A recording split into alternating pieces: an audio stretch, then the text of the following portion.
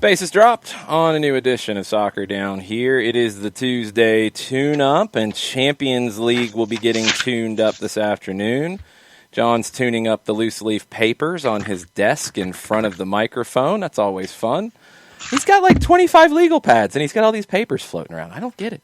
We'll get into John's work in the kitchen as well today, because that was a funny topic that came up over the weekend that you guys missed. We'll get into David Alaba in the worst-kept secret of all time. He says, yeah, I'm leaving Bayern. We knew that, dude. We knew. He did say that he doesn't speak strong Spanish, but enough on the field to get by. And with Real Madrid being linked to him, wonder why he threw that in. Just saying. We'll also get into the MLS teams around the league and who's got work to do and who maybe is pretty well set going into the preseason. And yes, the whiteboard is back. Everybody's excited about me actually picking up the whiteboard off the ground and putting it back where you could see it. Like it matters. I guess it does. It does. Well, it's a whiteboard. I'm going to start making jokes on the whiteboard. I think I do a pretty good job of telling you what I think about over a couple of hours, but one thing I'm thinking about is something that came up over the weekend, and I will ask this question to the audience because I will be full disclosure here on this. When I have typically, for years and years and years, prepared eggs, I've generally gone scrambled. That's what my mom did. My mom did scrambled eggs for the most part with some cheese, some salt, pepper, very simple, but that was what I would make when I made eggs. And I don't make eggs super often until fairly recently. And during, lockdowns and quarantines and self-isolations and pandemics, I'm trying to learn new things. I'm trying to add some tricks in the kitchen. And I decided, I really don't even know exactly why. I think it was almost a straight line from reading about salsa Lizano from Costa Rica, which is the nectar of the gods, and I highly recommend it. You can get it on Amazon, and it's worth every penny, and it's good in like everything. Salsa Lizano in chicken noodle soup is one of the most amazing things I've ever had. Wow. I read about salsa Lizano, and I don't even know how to describe exactly what it is. Kind of soy, not really, but sort of. It's a really unique flavor. It's amazing. So I read about that, and I read about a Costa Rican dish, gallo pinto. So I made that, and I made it with rice, with black beans, with eggs. And I was like, well, scrambled eggs doesn't really go with this. I'm going to have to get out of my comfort zone and remember how to fry an egg. And it's not that hard. There's a lot of timing involved. There's a lot of care in how you do it. The first couple times I did 3 eggs the first time, and one of them I cracked the yolk, and it got a little messy, and Gwen had an egg. Gwen loves eggs, so she was happy. There you go. But I'm getting better at it, and I like to do the over-easy eggs. I like to fry it on one side, flip it over for just a little bit, still have the yolk runny. It's good on top of things. I enjoy it. So I asked the question because over the weekend I discovered a Spanish dish, and I didn't have everything for it. I had to do my own version of it. Arroz a la cubana. Sounds like Cuban rice, but it's not Cuban. It's a Spanish dish. And it involves like a tomato sauce with rice, which came out really, really good. But you do an egg with it. And I asked the question because I mentioned it in our private chat, and Nick and Jarrett were like, ooh, how do you make that? What is that? And I asked the question, John, can you fry an egg? And what was the response to, can you fry an egg? Basically what I'm doing right now. No, you ask about the insurance policy on your house. Mm-hmm. I did. It's an egg? You're frying it? Like, have you ever fried an egg? Oh, God, no. I leave that to other folks. Have you ever prepared an egg? I leave that to other folks. You've never cooked an egg? Mm-mm. Never? Nope. I mean, look, there's plenty of people who cook not all that regularly and maybe don't do eggs consistently. I didn't. I just don't cook. What do you actually cook? When you cook, how often in a given month? Well, how often do you actually cook, not heat something up, cook. Never. These don't. days, never. You don't. Mm-mm. When was the last time you cooked? Oh, see, but does putting pasta, is pasta on a yeah, because you're actually surface taking something that is not prepared, and you're not just popping it in the microwave and reheating it. This is something you are actually making. So, okay. Yeah. When was the last time you made your gross pasta with no salt? That was a long time ago. Wow. I mean, what we've done here is we've ordered out on purpose to help out things locally. Sure. No, that's a good excuse. And Patty does all the cooking here. That's a good excuse, but I'm really ready to figure out the mechanics of this. I had a vision for a show on the SDH network, and there's probably like 10 people who would actually think it's good, but it doesn't matter. I think we're going to do it anyway. I need to figure out how to make it work with Nick on like FaceTime, with him in front of John in the kitchen, with his face where you can see it, walking John through how to make something simple like frying an egg. Because it would be amazing to watch. It would be one of the funniest things I have ever seen. I mean, like I said, I always defer to Patty and the professionals. I don't do anything. I listen to the stories of everyone else and enjoy those. I would never say like I am a great cook. I would never say like, I'm on Conti's level or probably I'm even on Nick's level. I would never say those things. Right. I know my way around the kitchen. I can follow instructions. I think is maybe the best part of it. Because that's what a recipe is. It's instructions. You follow it. You do what it tells you to do. I'm at a point where I can at least, I have a recipe. I don't have everything. I can come up with proper substitutions. I can improv. Yes, I'm at least at that level. Ricky Ricardo would donate some form of money to Soccer in the Streets to watch John attempt to cook live. Wow, that would be amazing. Yeah. That would be absolutely amazing. A donation to Soccer in the Streets to watch me mess up a kitchen. Dr. D is on board with the donation to Soccer in the Streets as well. See, we're on to something here. Yeah, we are. Okay. Got to think about this one, how to make the mechanics work. Because I need Nick where I can see him losing his mind trying to walk you through it. I need to see that part, so I need to think of the mechanics of this. This could be really, really good because, man, I just sometimes get blown away. Dr. D's wanting a full-course meal. I want an egg fried. That's all I want to start with. I'm not even asking for multiple things. Like a basic breakfast. Something, I'm not even asking you to do a basic breakfast with anything other than the egg first. We got to start baby steps, my friend. Baby steps, little tiny baby steps. Well, I mean, if folks are saying full course meals, I mean that's where I'm trying to dial it down like a lot. No, I want the first one to be you frying an egg. All right. I know I'm thinking too small, Monoflow, but I'm trying not to have a house burn down and other people be injured by this. And that's the thing is that. I don't trust John at all. We've left pizza boxes in ovens before when we were trying to preheat, and that's where this reference is coming I don't from. even know how you would even do that. That's unbelievable. Like what? How? Why?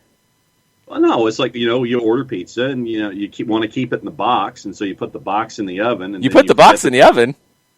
Yeah, you just kind of close it up, and because it's a big pizza box. It's one of those 20-inchers, and you sit there and you put it in the oven to keep the pizza as is because you're going to go after it the next day. You don't put it in the fridge? Mm-mm. Oh, okay. Well, I mean, we do now, obviously, with the incident that occurred in the house. There was an incident. Okay, tell us about the incident. This is what I'm saying. It's like what we used to do was we would have, we'd have the pizza box, and then we would keep the pizza inside the box instead of putting it in the fridge, knowing that we would reheat it the next day anyway for the next meal. So pizza box goes back into the oven, close the oven up, and then not remembering that the pizza box was in the oven, you fire up the oven to preheat it, and all of a sudden there's a pizza box that's on fire inside the oven. Dr. D has a good point. The burning temperature, and I'm trusting the doc on this, The burning temp of a pizza box is 451 degrees. What do you do? How does D know this? I don't know. There could have been an experiment done. But 451 degrees, why are you preheating the oven that hard? Well, whatever the meal was at the time. I think that was what it was, a preheat at 450. Okay. But no, after that incident, everything now goes into plastic bags and goes into the fridge. Burning paper, thank you, Dr. T. I'm just gonna say that I feel kind of bad for Patty at times with kitchen stuff. I actually feel really bad for Patty. She's the one who cooks, and she does stellar work. No, she's great. I've sampled her cooking before, and she is amazing. But she would probably like a break at some point, maybe with a fried egg, maybe with scrambled eggs, which I can't imagine how you could mess that up, but I think you probably would find a way. I was going to say, look, I could burn orange juice given the opportunity. You probably could, and that's a scary thought, and I don't even want to know why that came up. But anyway, this is going to happen at some point. We're going to have a cooking show. I'm not going to put Mike through that, because I think Mike would be sad by your cooking attempts. Nick would go full Italian, and there Actually, would be. I think Mike would be full blown encouraging. He would try to. And that's not what I want. And that's not what I want. I want Nick to go full blown yelling at a referee in Serie A mode. Oh, so you want Gattuso? You want Nick as Gattuso, basically? Beyond it. I want Nick to be losing his mind, because he can't be there to help you. He can't just shove you out of the way and take over. He's got to be watching this monstrosity from a distance. I don't want to make Mike sad, because he would try to make it better for you, and there's no helping. I want Nick to burn it down. Not literally, because you're going to do that. I want Nick to go nuts. Wait a second. One burning it down at a time now. Yes. We will find a way to make this happen, because this will be highly entertaining. And if it benefits soccer in the streets, all the better. We will find a way for it to benefit soccer in the streets. Maybe they'll get the insurance money that comes in after you burn the house down, at least. Maybe that'll happen. There you go. All right. Here's your salsa Lozano info, by the way. Yes, thank you. Costa Rican condiment developed 1920. Mm-hmm.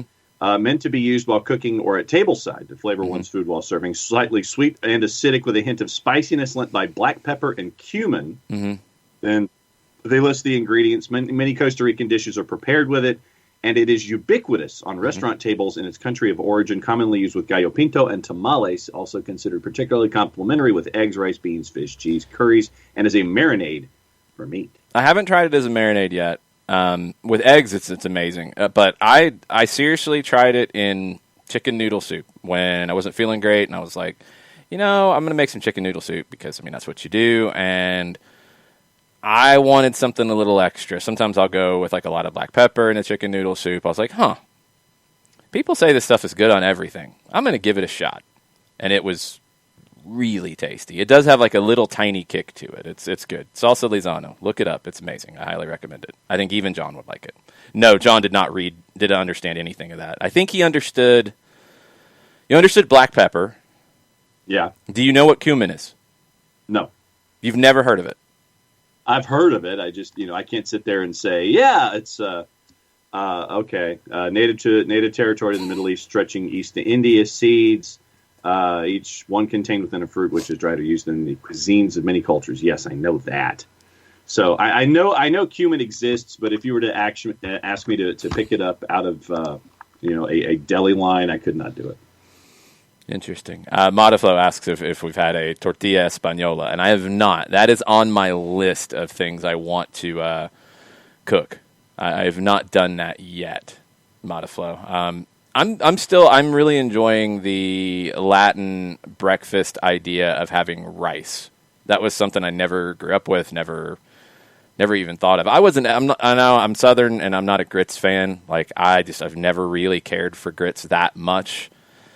I've at least come to be okay with them now, but I never picked them. It's got to be buttered and peppered for me for grits. Yeah, I've never been a huge fan, so I've never been a huge breakfast eater, to be perfectly honest. Usually I'm a pastry or something small. But On the weekends, I'll try to do a little bit with this, like a little bit later breakfast, kind of a brunch, and the rice and eggs and trying some different things with it are cool. I will try tortilla española and see what I can do with that. Yeah, sure. I mean, that's you have no idea what that is, do you? No, I don't. I mean, like I said, I'm not a breakfast person really either. I never have been. But since Patty has started buying breakfast materials to try to encourage to have something in my stomach before we go on the show, that's what I'll do. But then I'll have later brunches and dinners and things like that. And I never really have been a breakfast person. Soccer for good OG's yelling at me. Breakfast is the most important meal of the day. I know. There you go. I know. You don't eat it. What are you talking about? You don't eat it either. You just said so. I remember the commercial. That's what I was talking about. I remember. Generally, lunch becomes my biggest meal of the day. It does. South Georgia United's asking about the tortilla española. So, Modiflow, if you can drop a recipe in there for folks, that would be good. Dr. D's talking about the tostones with egg, sausage, and fresh cheese. I like maduros better than the tostones. Just me with the plantains. Have you ever had a plantain, John? Yeah, and it tasted kind of a little too chewy for my taste. Tasted a little too chewy. Okay. A little too chewy. Yeah. Yeah. Okay. I love bananas. Can't do a plantain. Okay. Piscine on the tortilla española, some hash browns, small roasted potatoes, go great in there. Yeah, it's basically egg and it's an egg and potato dish to keep it super simple.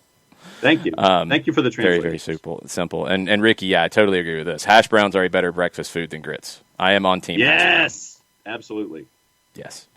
All right. Food down here is done. It was a 20-minute show today. It happens sometimes. Sometimes it's 5 minutes. Sometimes it's 20. But we're going to raise money for Soccer in the Streets with John cooking because I think this has to happen now. I think so. It's going to be good stuff. And yes, Badger is correct. Plantains are only chewy if you heat them in a pizza box. Accurate, yes. Yes, that is correct. Let's get into Champions League because it is back. You got 2 games today. You got 2 games tomorrow. Barcelona, PSG today. RB Leipzig and Liverpool. 2 really good games. Same time, unfortunately.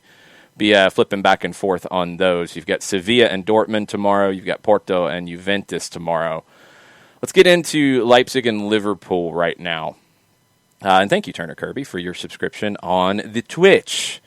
Liverpool, 3 straight losses. 5 of their last 7 they have lost. Flip it over. RB Leipzig, 4 straight wins, and they are in the shouting distance of Bayern Munich at the top of the table. Liverpool can yell all they want, and Manchester City is not going to hear them at the top of the Premier League.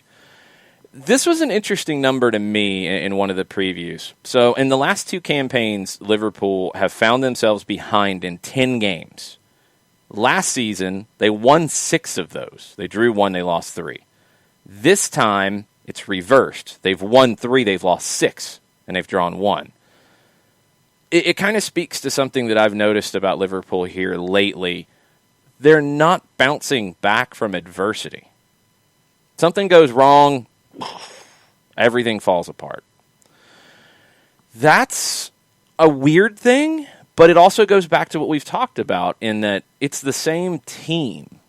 Everything's the same, and now you have injuries on top of it, so you don't have some of the players you need to make it all work. But you don't have new guys coming in the door and saying, hey, I want your job. I'm going to beat you out on the training pitch. You don't have that stuff to elevate it.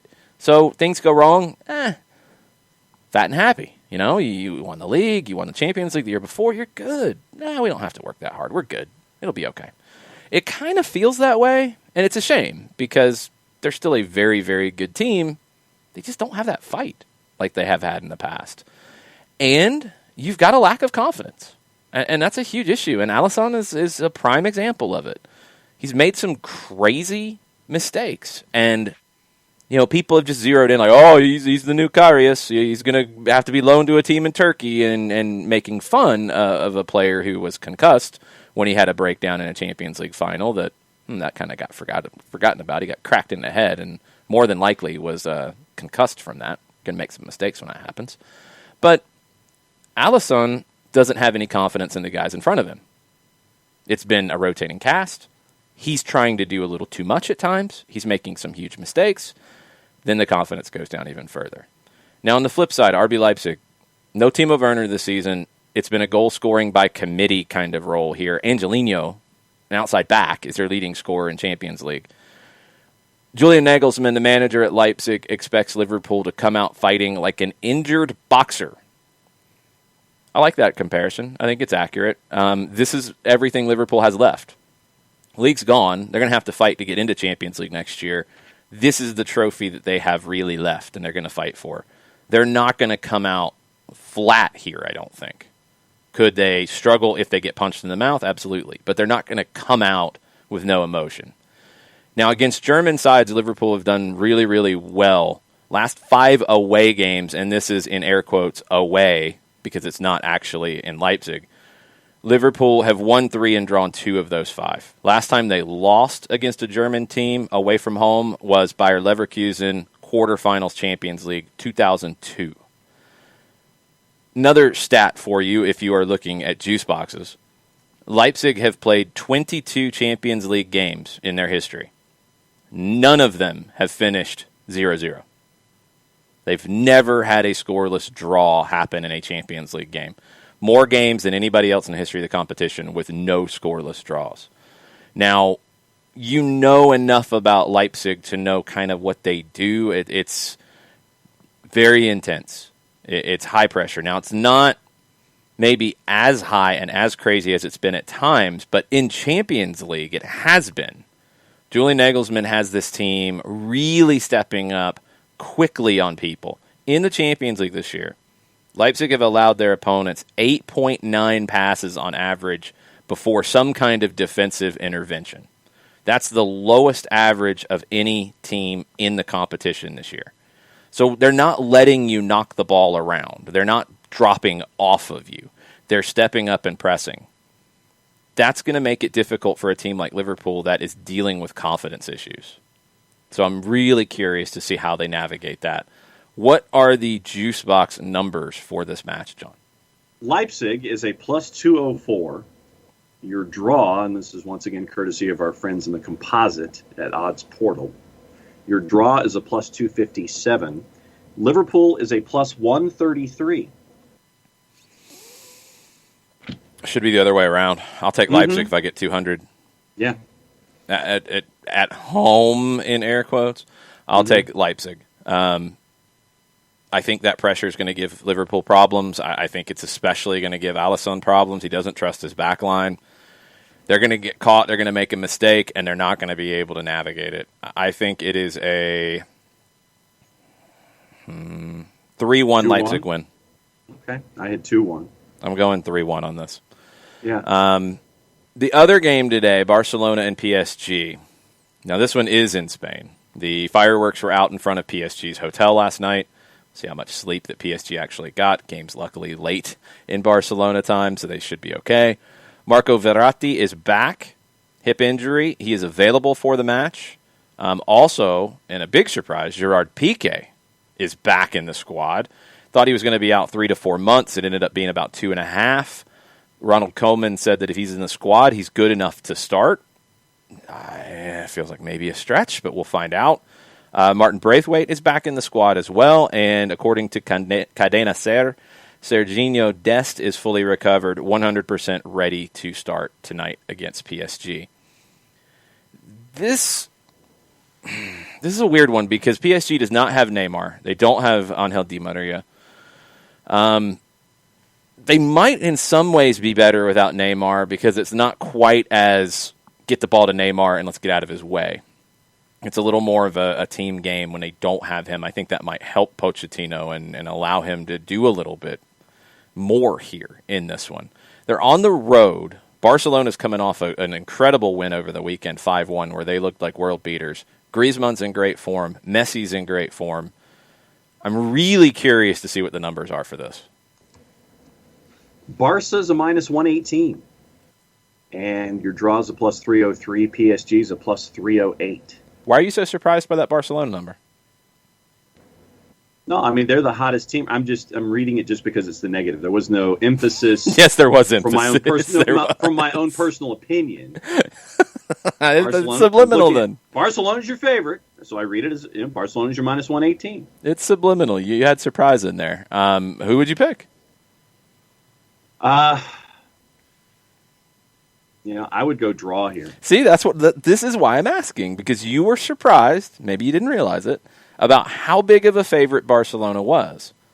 Why is that a surprise? That's what I want to know. What do you not like about Barcelona? Barcelona is one of the hottest teams right now, and Koeman has said that, and he's reinforced that in his press conferences. And obviously with the absences for PSG, that's why the number is where it is. But I think that what they're going to do is try to find ways to get around that. And I look at it as 1-1. I just think that PSG finds a way. I think they find a way to get out of there with a draw. See, I don't get it, because let's go back and look at Barca. I mean, look, we've talked about Barca's financial problems. They're not going away. They've got problems. However, in recent matches, they lost in Copa del Rey to Sevilla 2-0 at Sevilla. Sevilla is very good, and we'll talk about Sevilla probably a little bit more tomorrow as they get ready for Champions League.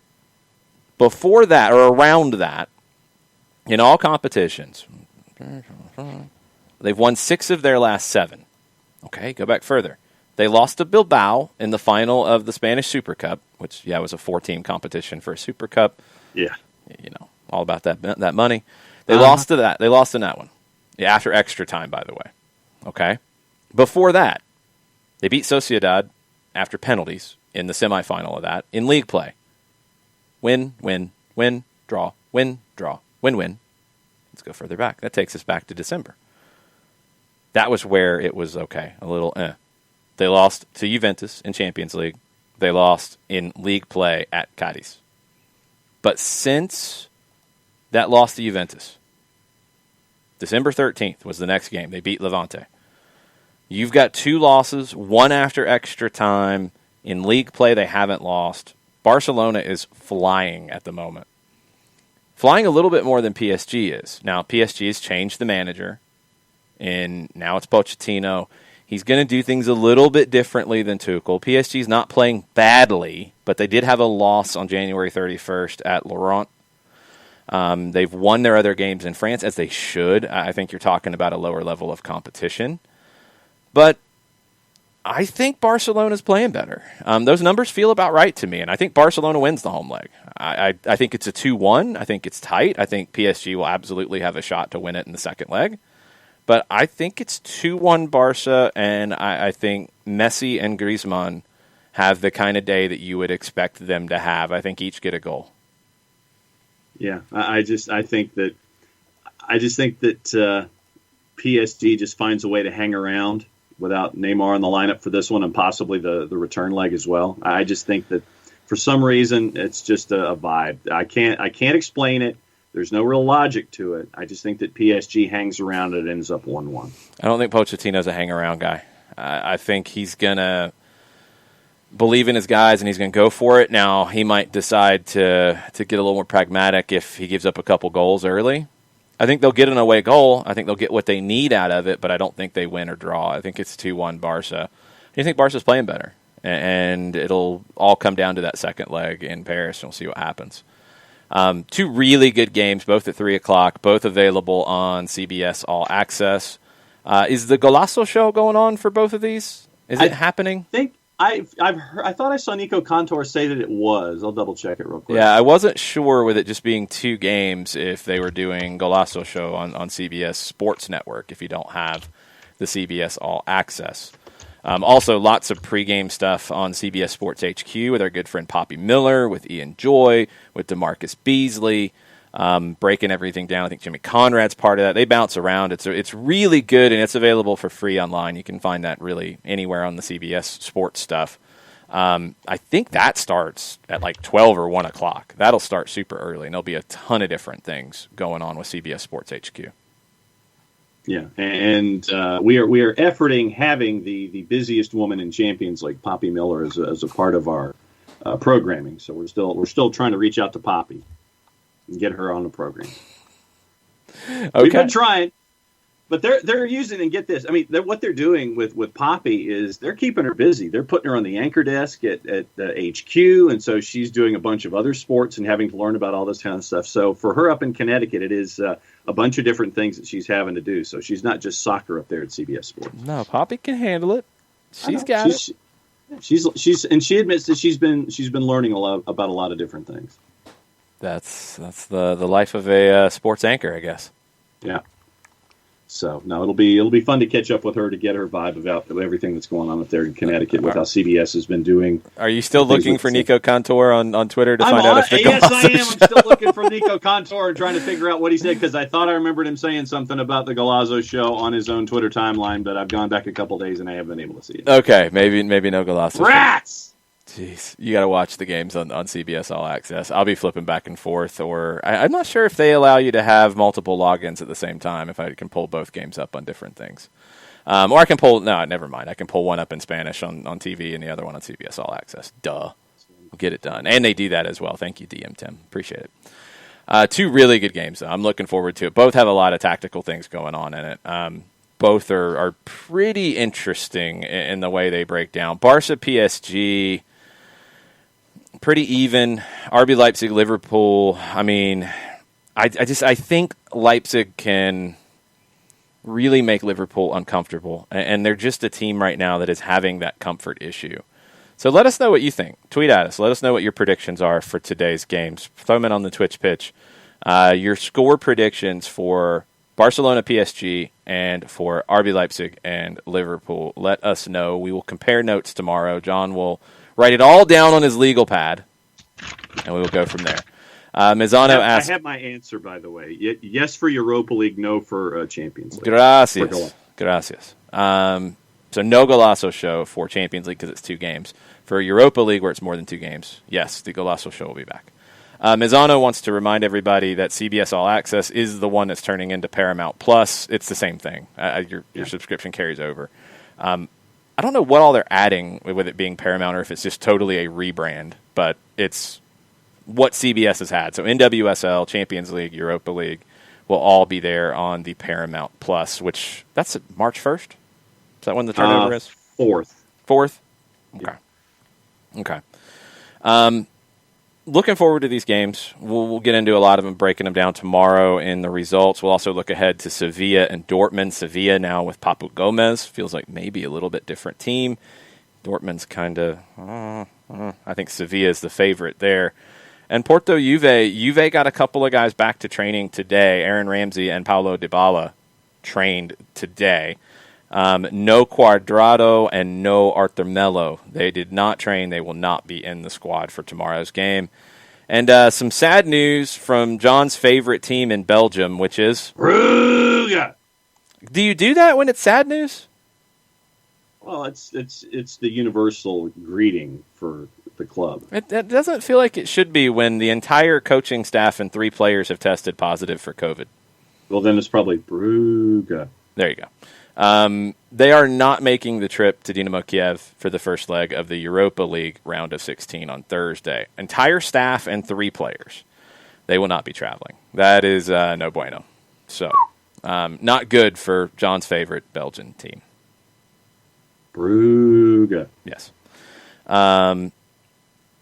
Okay, a couple questions on the Twitch pitch. You guys have more. We'll fire them off right now before we jump into some other stuff. We're going to get into MLS. I know Tafka's got a question to pick everybody's brain this morning. Walchara asks, who's getting the NBCSN properties once they wind that network down, which I think is supposed to be by the end of the year? Peacock. I mean, they're not going to go to other companies because NBC will have them within the family. I think they'll end up on Peacock. Some will end up on USA Network. Yeah. They could use some of the other NBC properties for it. Like some stuff could get thrown into random Saturday afternoon rebroadcasts of who knows what that they throw on NBCSN sometimes during the day. Make them auto auction. They'll skip that one. That one can go away because I think that's just a filler.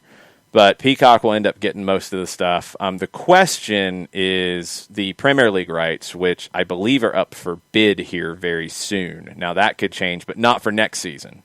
Because if I remember right, NBC's got them for next season. It's bidding starts for the next contract, which will pick up after next season, as John pounds away on the keyboard to try to get an answer to that. Yeah. Paramount Plus, thanks to DM Tim, says will also offer existing subscribers 50% more content than its predecessor in terms of on-demand TV episodes. Well, there you go. Very cool. So they are adding some stuff. I know they have Beavis and Butthead because they've been a prime part of the commercials, so that's kind of cool, I guess. But will they have the music videos in Beavis and Butthead is the question, because that was always the issue, and that's one of the best things about the show. It's not like there was much of a narrative in Beavis and Butthead. The narrative would last like 5 minutes each show. Can we get the music videos somehow? Can we make sure that they're in there? Because I want to see like Beavis jumping up and dancing on top of the couch for some song that he really likes. That's what's funny. You've got to stop dancing on the couch, son. That doesn't do anything for the furniture. Jeez. Of course, you would go to that voice. Yes. NBC's current deal expires at the close of 21-22 season. That's next season, like I said. Yes. Thank you. Yeah, what we're here for. I think the negotiation comes up at the end of this season or in the summer. So stay on the lookout for that. Paramount's added stuff from Comedy Central, from MTV, from BET, from Nickelodeon, the Viacom network. So that's what Paramount Plus will have. Okay. Yes, Alex Basine is right. 3.2 billion episodes of ridiculousness. Since they don't play videos anymore, they just play ridiculousness over and over and over again. And then when they decide to take that off, they throw Catfish on there for like 3 days of a marathon, and they throw whatever the new version of Catfish is, and then it's... Yeah. See, and I can't even go to MTV2 and get music videos anymore because they've started to go with episodic programs. MTV2 stopped playing music videos in like 2009. The last time MTV played any significant amount of music videos in a day was when Prince died. And it was so weird. I mean, it was very cool that they did it, but it was so weird to turn it back onto MTV and like actually watch music videos. Mm-hmm. Because they don't show music videos like at all anymore. Even like in the like middle of the night or early in the morning when like nobody's maybe trying to watch ridiculousness, they could throw some videos on there. No, nothing. Nada. You got to go to YouTube for the music videos, John. That's what Abby's telling you. Oh, I know. Well, I camp out on YouTube a lot. What do you watch on the YouTube, John? No, I'll look at old wrestling. I'll watch a lot of old wrestling on YouTube. That's and that's not just WWE or WWF. It's like Memphis and Georgia Championship Wrestling, all the old 70s and 80s stuff. You're not watching cooking videos on YouTube, are you? No, sir. That is definitely not happening. Probably should. And then I'd get lost in what I was looking at. And crack the egg open. What? Yeah, pretty much. What? How do I get this thing out of this thing? Is the cracked part supposed to be in there with the egg yolk when you make it? I don't know if you're kidding. It's a sad thing. I really don't. Ricky does have a good point. On a lot of cable or streaming services, you have MTV Jams and MTV Classic. It was previously VH1 Classic, but then they rebranded it to MTV Classic. And it is the most random collection of videos sometimes that you will ever find, because they will play, trying to think of, REO Speedwagon from 1981. They'll play that, then they'll play D12, My Band, after that, and then they'll play like 5 Mariah Carey videos in a row, and then they'll go back to like Judas Priest, and then they'll play like a random Ministry video, and then it will be Run DMC, and then 9 Inch Nails, and then Soundgarden, and then Britney Spears for 5 videos, and then NSYNC, and it's just absurd. They do some like themed hours and things, but it's absurd. The one cool thing they really, really do that I've started recording on DVR is the old show that I watched every Sunday night at midnight, 120 minutes. It was the alternative show, the real alternative show, not like Alternative Nation. They're in the middle of the day when they'd have that, and it would be just the only popular songs. Like 120 minutes, they'd have bands come in and do live performances. They would play stuff before it really broke. It was a 2-hour show, 120 minutes, on Sunday nights at midnight. And I would stay up quite often and watch it and then go to school the next day and feel like crap on Mondays. But it was so important to see. And now they've started doing 120 minutes block on Sunday nights at midnight, which is very cool. And they play a bunch of the old videos. Matt Pinfield was awesome on there. Yeah, he's still on radio. I don't know if he's an LA strummer, John, but I know he's still on radio. I've heard him pop up on a few things here from time to time. He did some stuff with SiriusXM for a little while. I think Dave Kendall was one of the 120 Minutes hosts. Yeah, he was. Dave Kendall, Party 360 on SiriusXM. Yes. Yeah, that's it. He did, I think, before Pinfield.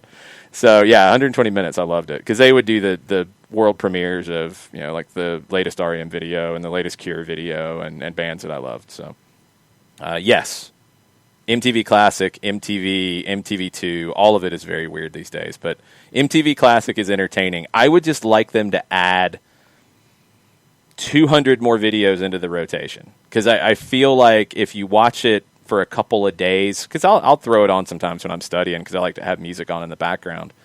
And you'll hear the same videos frequently.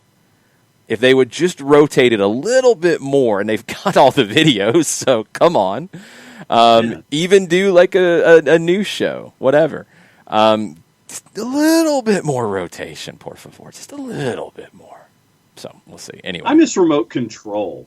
I miss the game show. Oh no, I didn't like that game show. I liked MTV for the actual music. I did too. Don't get me wrong, but when they did remote control with Ken Ober and Colin Quinn, I actually liked that. That was the start of the end. It was the start of the end where you started doing those. I guess the Real World was really the start of the end. Yeah, I think so. Yeah, not good. Anyway, now that we've gone down that rabbit hole for a little while, Bernd says it's going to be weird not having EPL on Sunday mornings on NBCSN. I really wonder how they're going to do this for next season and how it's going to affect this bidding. Because if NBC gets the contract for what's coming up, and I don't know if it's 3 years or 4 for the next contract. It's 3. Okay. I would assume that part of that, the EPL is going to say, hey, I understand you're trying to sell Peacock. Stop throwing all of our good games onto Peacock. You got to keep games available for the majority of people. And if that happens, I think they'll have more games on NBCSN next year than they would have. If they lose the contract, I could see them really being like, oh, yeah, well, anyway, we're not going to have stuff on NBCSN because it's going to go away. We're not going to put much on USA Network because we want to keep our reruns of whatever. And, yeah, you're going to have to go to Peacock to watch the Premier League. I really wonder where that's going to go. I just want to see what those numbers come in at. And I want to see what the Premier League wants to do because I don't know if they go for just the biggest number. I think they're going to want the biggest exposure combined with the biggest number. And where they weigh those two things is going to be interesting. Especially leading into a World Cup in this hemisphere. You're going to want the most reach and saturation that you can get for your product. Yeah, I don't know if the World Cup affects what they're doing. I think it's just in general.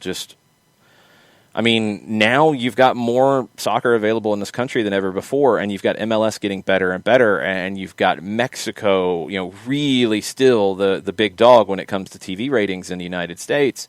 And you've got Champions League that's a huge property, and you've got La Liga, which could end up being available more if they get away from BN and they go to an ESPN+. Serie A has grown because of ESPN+. Bundesliga, I think, has grown in interest because of ESPN+ and all the shoulder stuff they're doing around Bundesliga. So the Premier League's got more competition than they've ever had. They're not going to want to lose that over-the-air ability that they've had. I don't think it's about World Cup. I think it's about getting passed by these other big leagues, or at least getting chipped away at.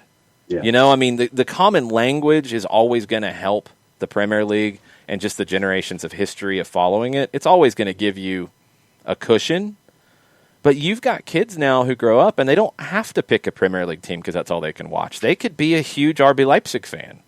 They could be a huge Juventus fan because of Weston McKennie now. Mm-hmm. You know, like they could follow these teams because of American guys going over there that are not necessarily English.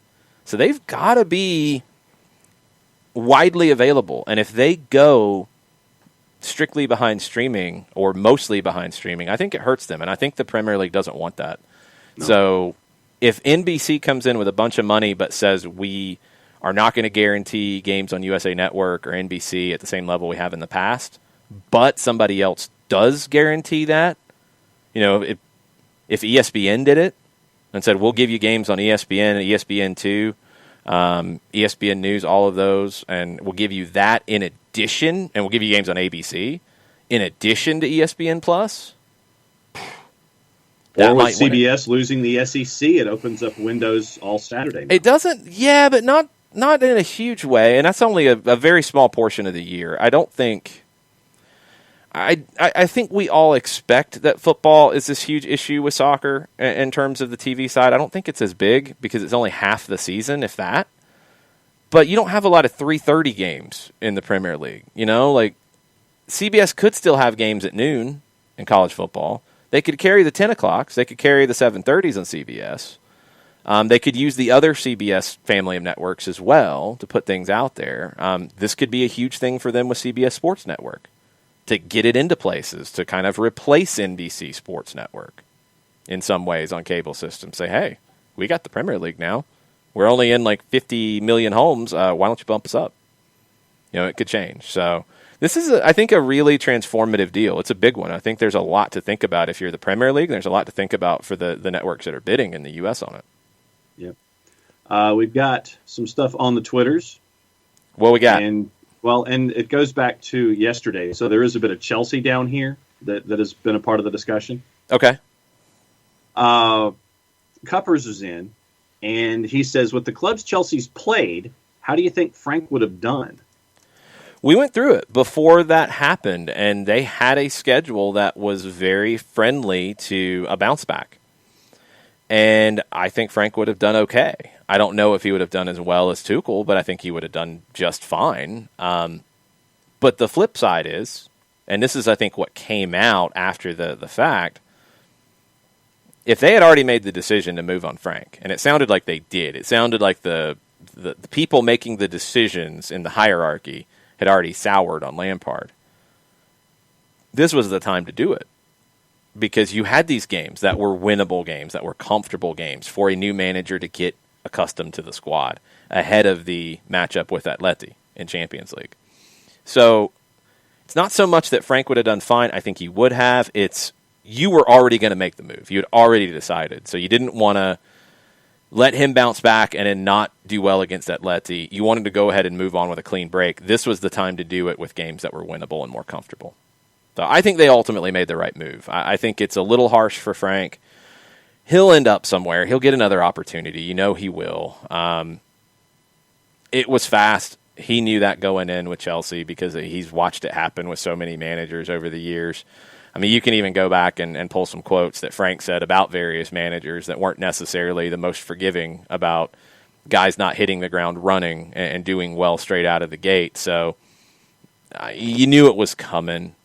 This was the time to do it. Frank needs to go somewhere where he can develop as a manager and get more experience and maybe deal with a little less pressure.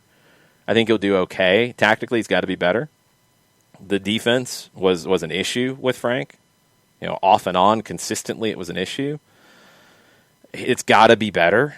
You see the difference with Tuchel. And Tuchel's an excellent coach, but Frank's got to be better. He's got to go somewhere where he can learn.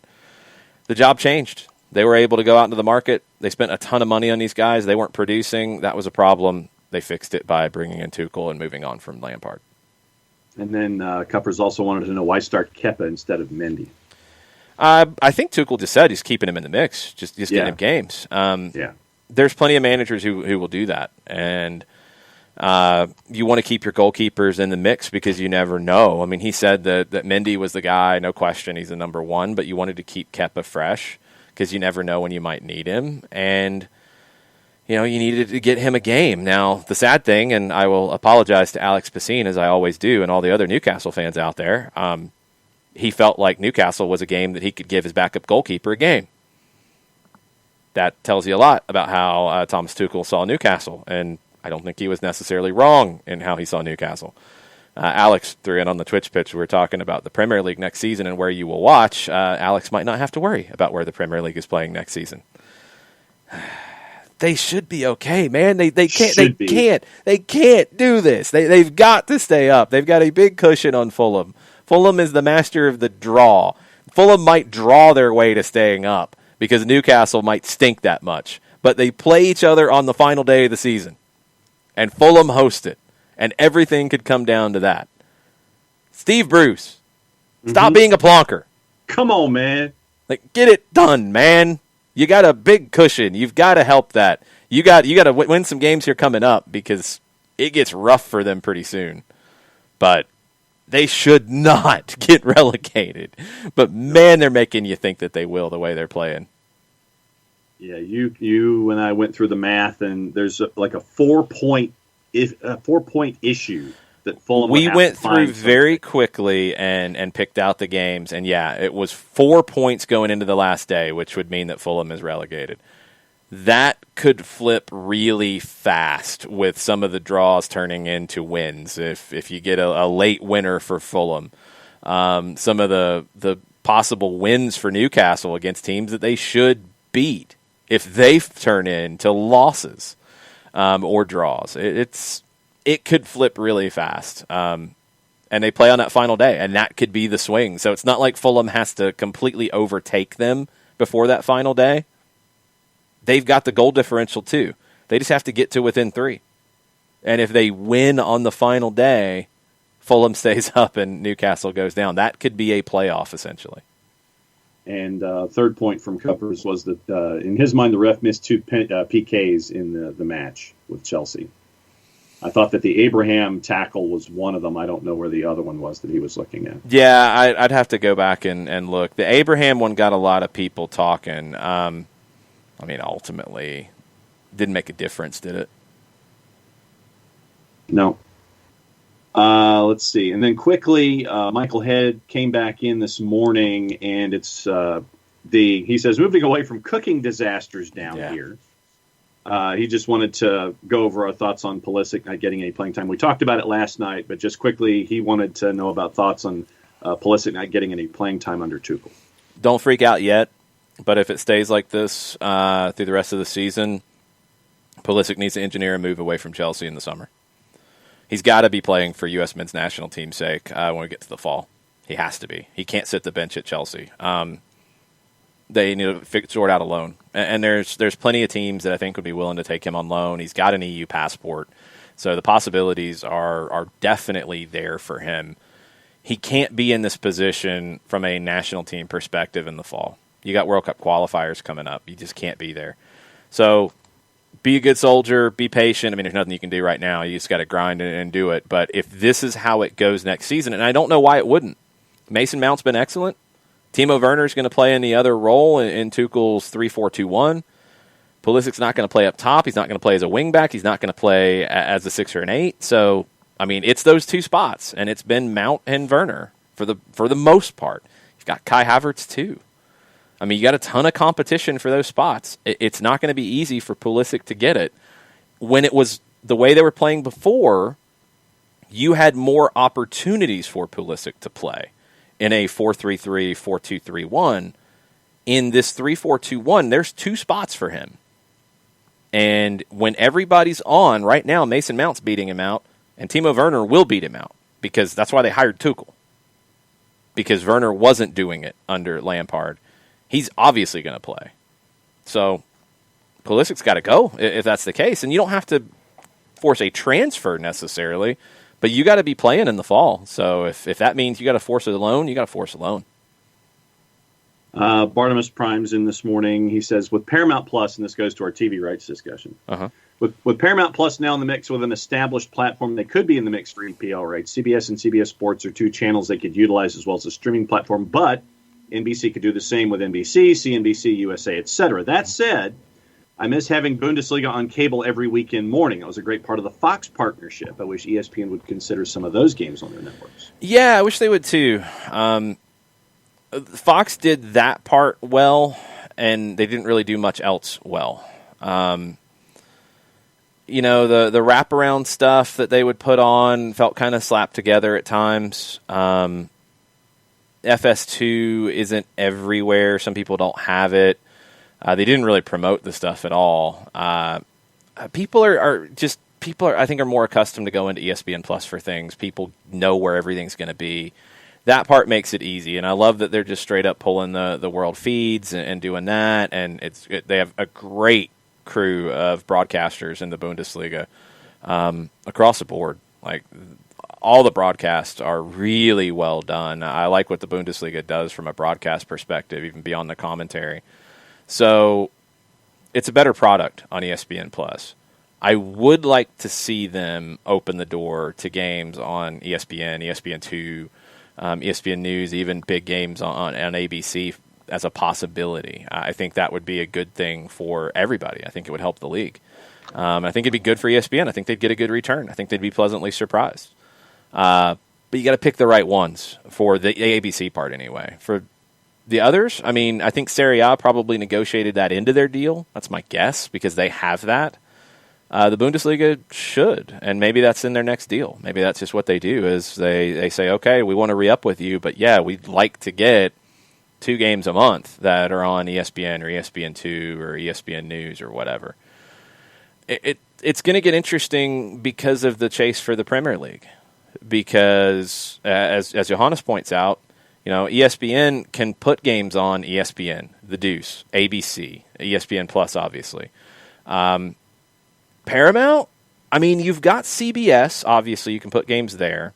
You've got to deal with local stuff, and that's going to take some time. NBC had issues with that at the very beginning, where, you know, some networks would have local programming on in the morning, and they were reluctant to put the soccer game on, and some places wouldn't put the game on. That was a problem. It's mostly solved now.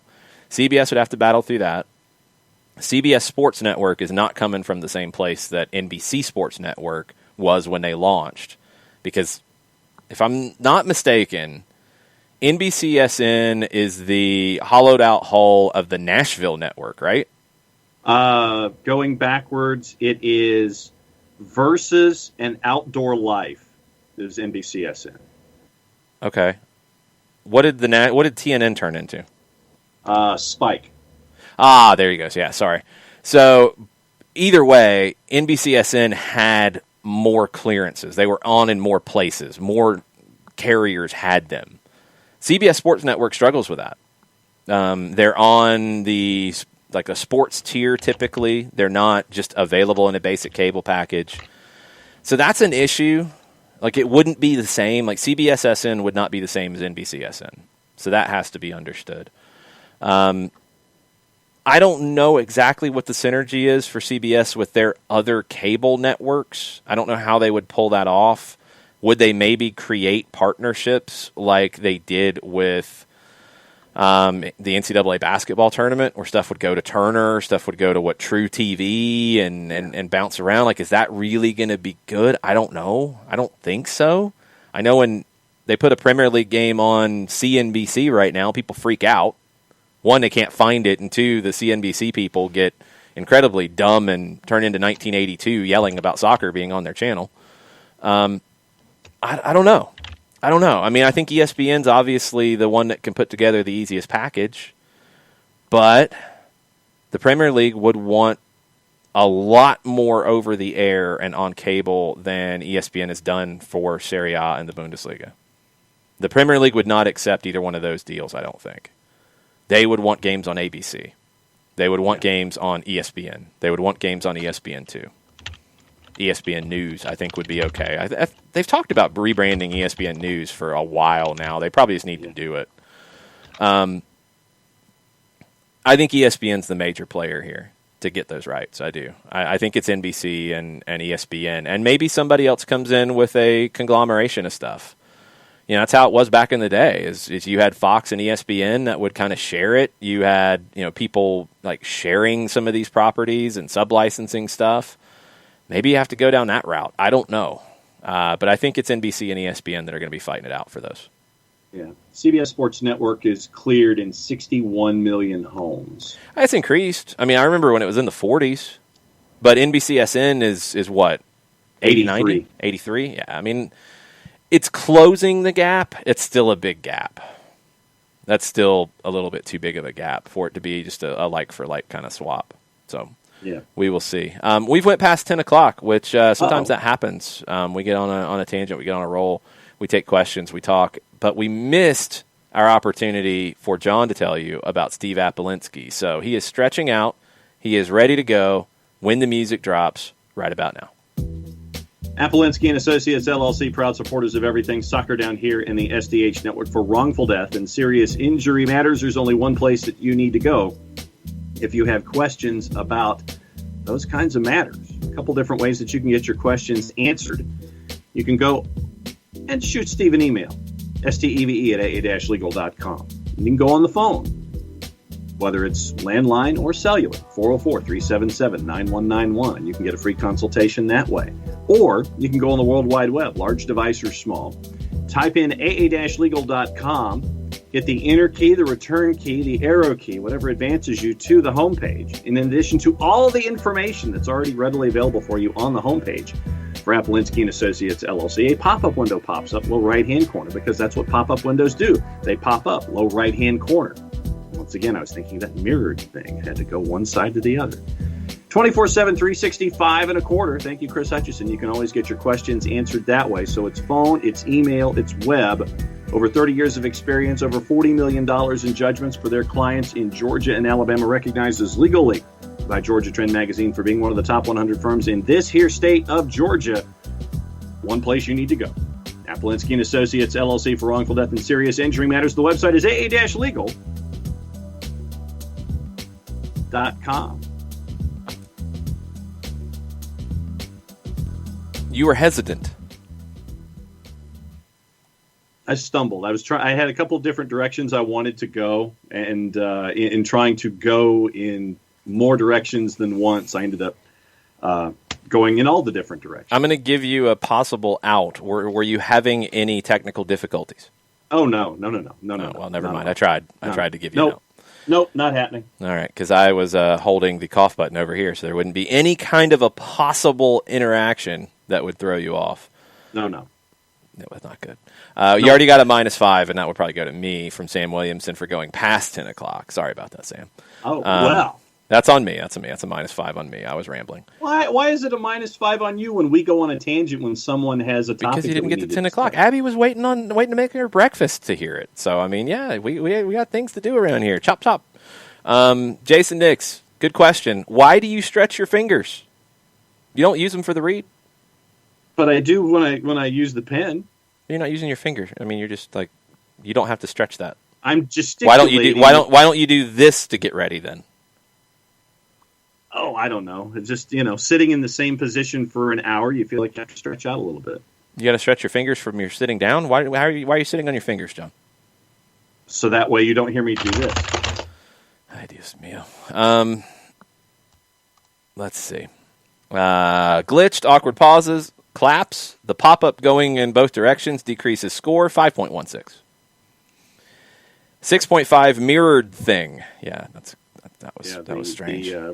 Trying to sit there and go pop-up window, and for those watching on the Twitch pitch, I have to go opposite, and I realized that as I was doing it. That was strange. Nobody's watching anywhere else, so, do you do that when you're on TV? What? Do you point one way and then say, well, for you guys watching on TV, it's the other way?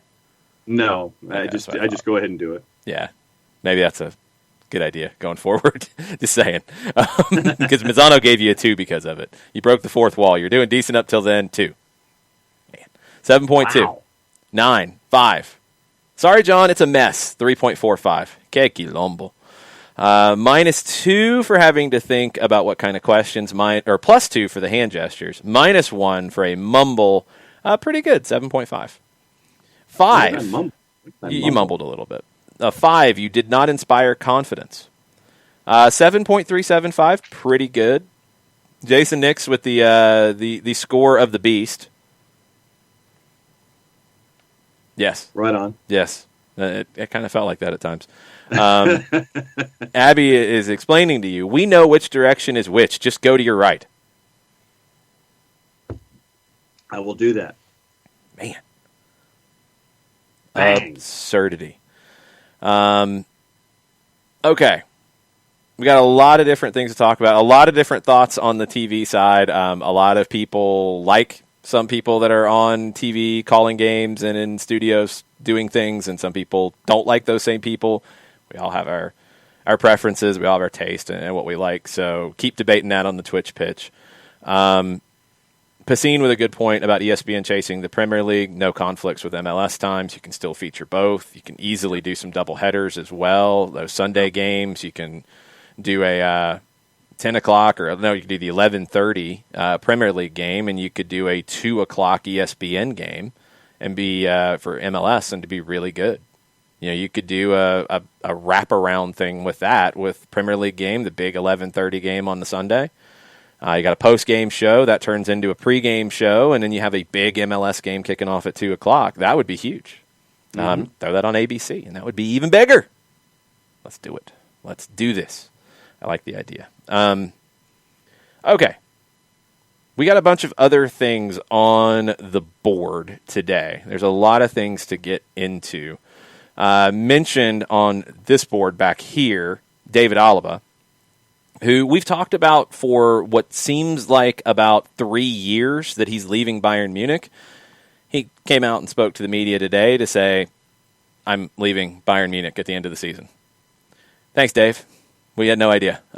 He did not say where he was going. He is not signing a new deal at Bayern.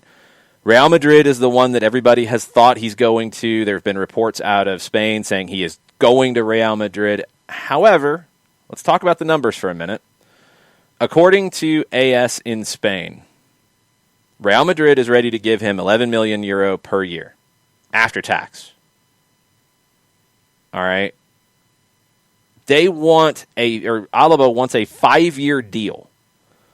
That is according to reports in ESPN and The Telegraph on Sunday. Alaba's told Chelsea, who is interested in him. Manchester City's interested. I think Liverpool has interest.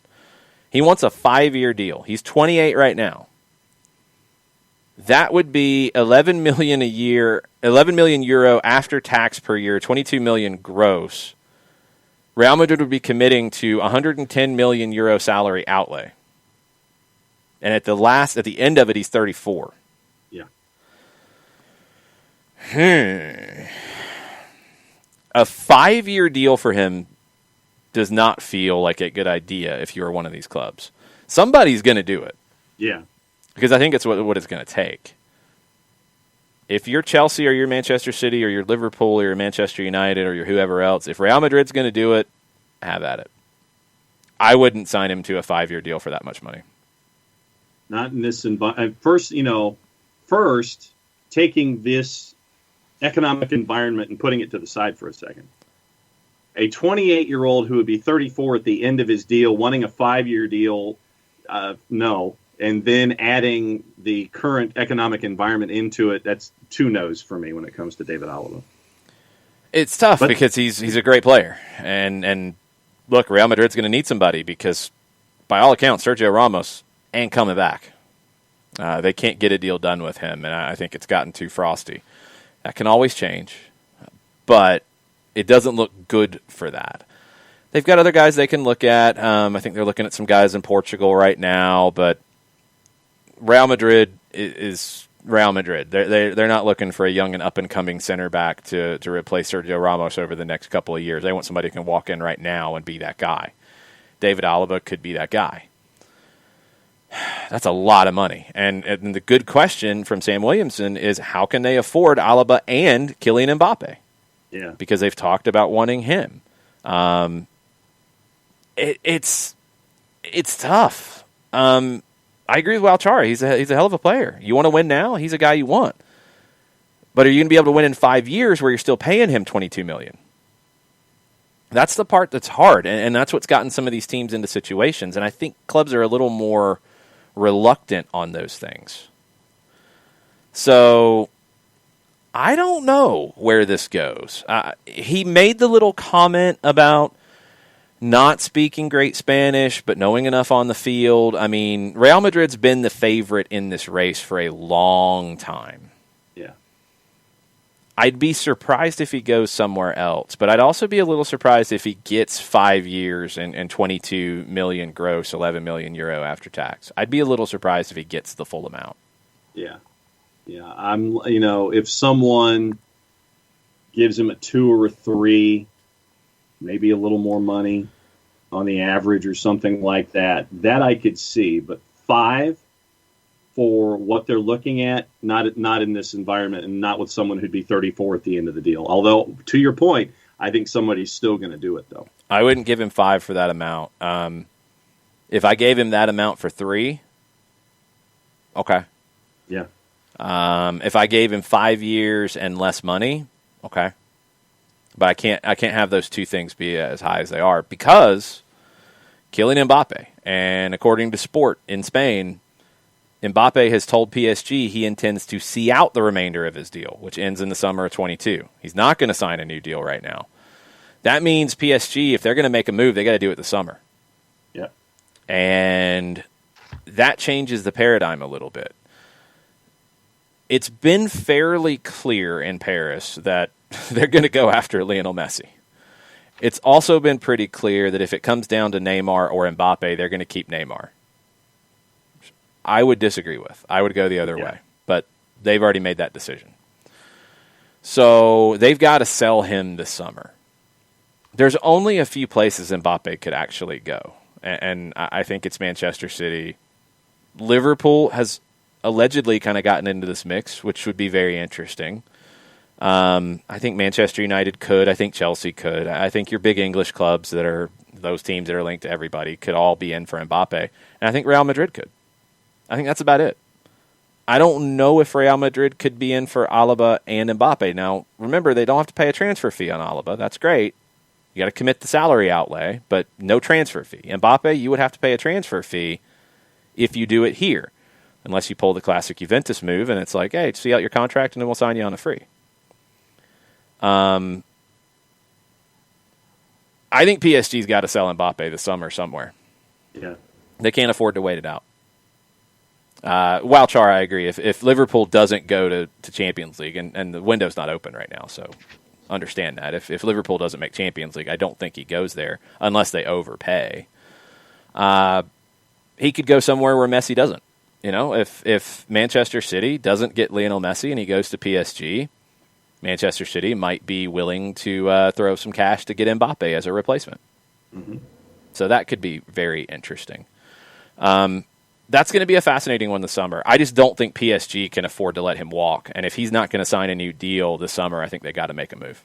No question. And I think that with all of the intriguing stars in play, with all of the different destinations, I think that this summer could be one of the more intriguing summers that we have when it comes to players, because you're looking at what?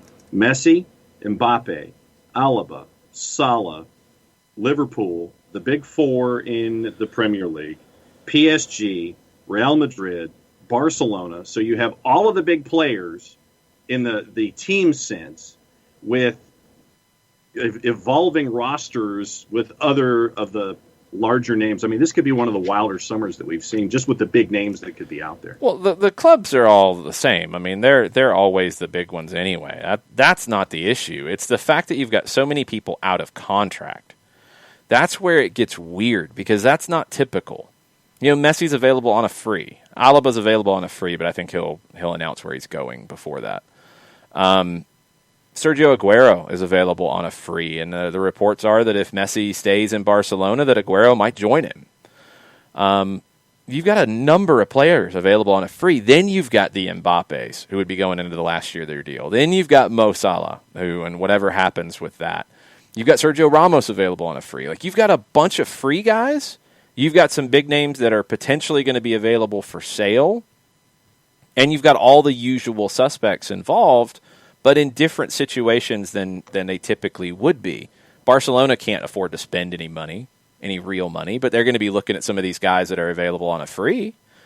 Real Madrid has done pretty well, but they can't spend any just crazy amount. PSG can. Manchester City can. Chelsea can. Liverpool and Manchester United can to a maybe lesser extent, but I think they're going to be major players in this. Doesn't Arsenal decide to spend here? Does a Leicester go out and get somebody a little surprising? Maybe not one of these big names we're talking about, but you've got a lot of things that could get very interesting with it. It'll be a big summer because I think by the time we get to the summer window as well, you're going to have a better sense of what the financials are going to look like. Because right now we don't know. You know, in England, for example, the talk is the Gummy Bear Cup final, the Carabao Cup final, and the FA Cup final are going to be test events with spectators, figuring out if you're going to be able to do that for the Euros this summer because UEFA would like to make that cash.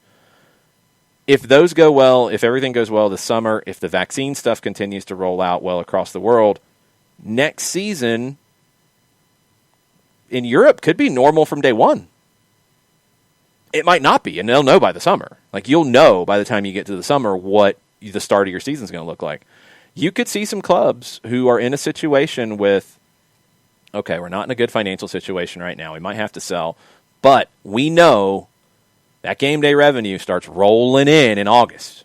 Like, we know it's back. Whereas right now, you don't know. You didn't know in January. You didn't know in the last major window.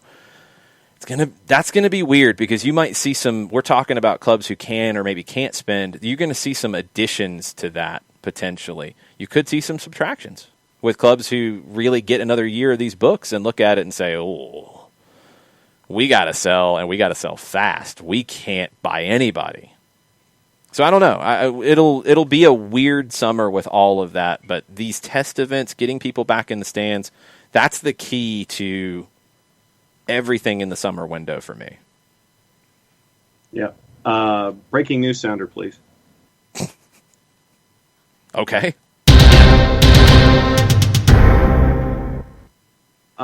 News out of Newell's this morning. Franco Escobar was injured in training, and the medical report is now out. Studies, and this is from Newell's account, studies carried out today confirm a fracture of the fifth metatarsal of the foot. Eesh. And so next few days, they're going to take the next steps. So that was announced just last couple of minutes on Newell's Twitter feed. Metatarsals, man, the first time I heard about metatarsals, I think was Beckham ahead of 2002. They're not, it's not as bad as like an ACL, but you're talking 3-4 months. Am I completely wrong in that ballpark? Sounds about right. I want to say it's 3-4 months. That would probably put him out of the Copa de la Liga right now. He was expected to be available not this weekend, but next because of his suspension from MLS carrying over, which we hadn't even gotten into. There were some questions about that. It looks like it's not going to end up mattering. But I think typically if you get a red card in a game, it doesn't carry over into a different competition. I think that situation with it involving somebody from the stretcher crew, somebody who's not part of the game, those things can carry over. Like if you commit referee assault, for example, it's a global ban. There are things that are a global ban that carry over all competitions. That issue with the non-playing member of the game, the guy on the stretcher crew who was popping off at the mouth, who Franco went and popped off at the mouth and got in his face, and then the guy took a really good dive. There was a little bit of contact, but yeah, that was absolutely ridiculous across the board. I think that's why it carried over. So anyway, it doesn't look like it's going to matter. We'll keep you posted on Franco at Newell's, but it looks like metatarsal, which I believe is in the 3 to 4 months period. It depends, Abby says, on which metatarsals. And I am not a metatarsal expert, but I remember Beckham having it. I want to say Rooney had a metatarsal issue. It felt like every English player was having a metatarsal issue for a span of a couple of years. And it's not like a year out. It's not 9 months out. I think it's in the 3 to 4 month range, if I remember right. So it's a shame for Newell's, who was really looking forward to getting him into the mix. And it's a shame for Franco, who was, we know how pumped he was to go back and play at Newell's and show out well for his hometown club. So hopefully it is not as bad as they fear. Hopefully it will be something that he can bounce back from quickly. Apparently, it was an identical injury to Beckham's, as a matter of fact, because Beckham's was also the fifth metatarsal. Okay. Well, then go back and look normal, at how long. Normal treatment says 6 to 8 weeks, according to the articles at the time. That's even better, yeah, because he came back, and I mean, I know it was a little bit of a surprise how fast he came back. That's less than I thought. So it's bad, but that's not as bad as you had me thinking when where it's like breaking news and serious injury on Franco. It's like, it's not cool, but it'll be okay. That'll put him out for most. Let's say it's 8 weeks. He'll be back as quick as he can. He was back fairly quick from the broken collarbone in 2019. 8 weeks. We'll need some time to get back fit, so let's say 10. This competition has 13 games before you get into a playoff round. He might be able to play a game or two. You will have Copa Sudamericana after that as well, so he'll miss some games. He'll miss 6, 8, maybe 10 games, and then hopefully can be back by the end of this Copa de la Liga. Yeah, Messi had it in 2006, out for 3 months. But was it the fifth metatarsal? Yes. Okay, it's the same as you are reading about Franco. Okay. Yeah. Messi required surgery after breaking the fifth in 2006. He was out for 3 months. Okay. That's where I was thinking. Yeah. Rooney had a similar injury, out 6 weeks. John Terry broke the fifth. He was out for 9. 9 weeks? Yes. Okay. Gerrard had a similar injury, September 2004, out for 10 weeks. So anywhere between 6 to 12 weeks, yeah, I think is what we're saying. Okay. Yeah. It's way too early to even guess, but hopefully it is not major, and Franco Escobar is back for Newell's rather quickly. We talked about where things stood in Argentina after the first week of the Copa de la Liga. Had games last night as well. The big boys, Boca and River, didn't look good at all in their first games. It was very poor for both. River lost. Boca looked bad in a 2-2 draw. Bonfield was maybe the most impressive team. Defensa y Justicia looked good in a 3-2 win over Huracan. They've got Sebastian Becasese back. River should have David Martinez, who Atlanta was chasing, in the lineup this weekend. I don't think they got the paperwork done in time, and I don't think he'd even trained with River ahead of that game, so they weren't just going to throw him in out of nowhere. River's still linked to like 57 different players right now, and they're trying to get all these things done. The Nacho Fernandez move to Atletico Mineiro does appear to be done, and that's going to bring in an influx of cash, and that might help get some of these other deals over the line for River. But the Argentine competition is wide open, and we will see where it goes. I think everybody is, all the major teams are in the mix right now. It's early, it's one game in, but it doesn't feel like River and Boca are going to run away with this. And the way this competition is going to go is it's the 13 games, then the top 4 in each group, the 13, because you play everybody in your group and you play one game against somebody from the other group, a Clásico, so River and Boca, for example. The top 4 in each group go into a quarterfinal, semifinal, and final. So there will be a playoff, which will be a blast. Playoffs in general are fun. Playoffs in Argentina will be insanity. Absolute and utter insanity. So I am looking forward to that in a huge, huge way. So it's going to be a fun competition. You can watch it on Fnatis, fntz.co/soccer down here. One thing that Fnatis does not have that I am lobbying Fnatis to get is the Chilean League, because there is a massive game on Wednesday with our good friend Carlos Carmona and Colo-Colo, and Carmona is still playing for Colo-Colo, an important part of a team that is fighting to stay up. They have never been relegated in their history. Colo-Colo is one of like 10 teams in South America that has never been relegated. They're in a playoff to stay up. The structure of the Chilean competition, the bottom 2 get relegated, the next 2 play off to stay up. So 3 go down. They play on Wednesday against Universidad de Concepción. The winner stays in the Primera.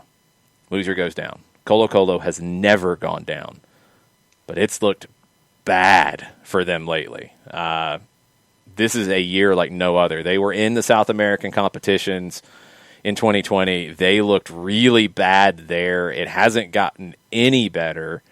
Carmona's been playing a good bit for them. He played in the match on the weekend where if they had held their 1-0 lead that they had all the way into the 6th minute of stoppage time, they would have stayed up. They gave up a penalty. Mm-hmm. And it was a 1-1 against O'Higgins. And now they're in this playoff. You had a red card each way in this game. Just absolute madness. But Carmona this season, let me pull his numbers up because he started this one, came out in the second half. Let me see if we've got any details on Carlos. He's played 21 games, started 18 in the competition, so he's playing a good bit. Ratings are so-so. You know, I mean, Carmona's not a guy that you're going to be looking to score a bunch of goals, have a bunch of assists. But he's going to have to find a way at 33 to lead this group to get through this game. Mataflo says they should be okay. Universidad de la Concepcion is all right. Just looking at the stature of the clubs, it's not even close. Colo-Colo had gone on a little bit of a run at the end. They'd won a couple, then they drew 3 in a row because they were in a much worse position not that long ago. They were able to jump Coquimbo Unido, who was in the semis of the Sudamericana and is now getting relegated. Iquique is down. They got relegated by a point. Colo-Colo, with that draw, was able to jump them, but they would have stayed up if they had won that game, and they threw it away at the very end. How do they bounce back? Universidad de Concepcion is in this game because they lost on the last day. So there you go. Very, very interesting stuff in Chile. Colo-Colo could go down for the first time. In Costa Rica, in CONCACAF, Alajuelense, unbeaten in 17 now. 1-1 draw at Jicaral. That was on Sunday. They have a 5-point lead at the top of the table over Saprissa. Alajuelense just keeps on doing the business in Costa Rica. They're in the greatest run in a long time, at least. It might not be their greatest run ever, but they are in one of their best bits of form that we've seen in modern times because they had kind of fallen behind Saprissa, even fallen behind Herediano at some points. They, along with Saprissa, are the heavyweights in Costa Rica. So will that long, great run of form continue until April when they play Atlanta United? It's a big ask. Anything's possible. But there's one match on March 20 with Santos de Huapiles, and that might be the only chance to get that result to knock that streak because the rest of their schedule going up until this first match with Atlanta United is against teams in the lower half of the table. Okay. So it's manageable. They're playing all lower half of the table for the next 6 weeks? Yeah, it's outside of the Santos de Huapiles match on March 20. And that's not a big club anyway. And so just in the standings. So, it is literally like Perez Zeledon. It is the bottom section that they're going to be chasing after between now and the time that they face Atlanta United. So, they could be going on a run for the ages. Okay, and I'm going to clarify something here because Christopher Abel has already started the I'm afraid conversation. They might be better than Atlanta. Chris, no. They might win because sometimes lesser teams win, but no. It's not even close. Transfermarkt's valuations are not exact. We all know this. But you don't see a valuation of a team like Alajuelense, who is playing in Costa Rica, which is a lesser level of competition than MLS. You don't see a team with a valuation of $5 million and say they're better than a team with a valuation of $60 million. That's just, again, it's a valuation of what these players would sell for. But it's also a measure of the quality. No, Alajuelense is not a better team. Could they be in better form? Yeah, because they've been playing. That's the issue. It's not they're a better team. That has to be understood. And the reason why I say that it has to be understood that way, is MLS teams should not come in and feel like they are the underdog in this round. Ever. Not against a team from Costa Rica, not against a team from Honduras, not against a team from Guatemala, not against a team from El Salvador, not against a team from Trinidad and Tobago, not against a team from Nicaragua, Dominican Republic, Jamaica, anywhere. Outside of Mexico, anywhere else in CONCACAF. MLS teams should not feel like they are inferior to any of those teams. They can't be. They can't be. If they are, there's a massive problem. They're not. They're not. Can they lose? Yes. But are they better than the MLS team? No. No. That has to be understood because there's expectation. And you got to rise to it. It's really important. Now, the way the stuff goes with a preseason and this and that, the preseason hasn't even started yet, so Walchara says, as a fan, you should expect a loss due to poor preseason. No, man. No. It hasn't even started preseason yet, so how is it a poor preseason? It's going to be a different preseason, and they're going to be potentially informed. They could also be tired because they're playing pretty much straight through. They finished CONCACAF League, a little bit ago. The Costa Rican League finished a little bit ago, and it just went straight into the next competition. That other side works too. But no, even then, is it difficult? Yes. Is the first leg at Alajuelense going to be difficult? Yes. What have we seen the last 2 years? Went to Herediano, lost 3-1. Came back second leg, handled it. What happened against Honduras? You went down there, you drew 1-1 in the first leg, you handled the second leg, no problem. It's kind of what you're looking for here. You got to manage the first leg on the road in your first competitive game, and you win the second leg. You've got to do that. But yes, you are the favorite by like a large amount. A large amount. A large amount. This has nothing to do with being patient with Gabby Walchara. This has to do with quality. You have to understand the differences in levels. Against a Mexican opponent, different conversation. Because the level is the same or better for some teams in Mexico than MLS teams. For teams in Central America, and it's not a diss. I love the Costa Rican League. I love to watch Alajuelense and Saprissa. I've developed a really warm feeling with Herediano after getting the chance to see them and be in their stadium. I love watching some of these games, but it's not the same level. For example, just to give you an idea here, Wesley Dacus, who was with Atlanta United too, and was okay. Not good enough to get a deal long term, not good enough to stay, played 1 year on loan, was okay. He went straight into Motagua's team, and once he got healthy, started playing. Atlanta United 2, USL Championship, okay, to starting at Motagua. I think Alajuelense is a step above that.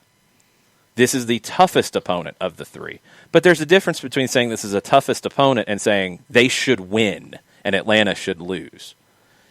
If Atlanta loses, it's a problem. Does it mean that, you got to fire Heinz? No, that's absurd. But yes, you're expected to win this. Yes, and that's okay. You're the better team. These levels, you have to understand these levels to compare. The expectation should be that, it's a little more difficult than it would be if you were in midseason form. But you have the quality to beat a team that is led by a player who couldn't make it big in MLS in Johan Venegas, a player at 35 in Brian Ruiz, who is an amazing player, still has amazing qualities, but is 35. And a couple of young players who've never really been here before in Jurgens Montenegro. They've got another 20-year-old who's one of their top scorers.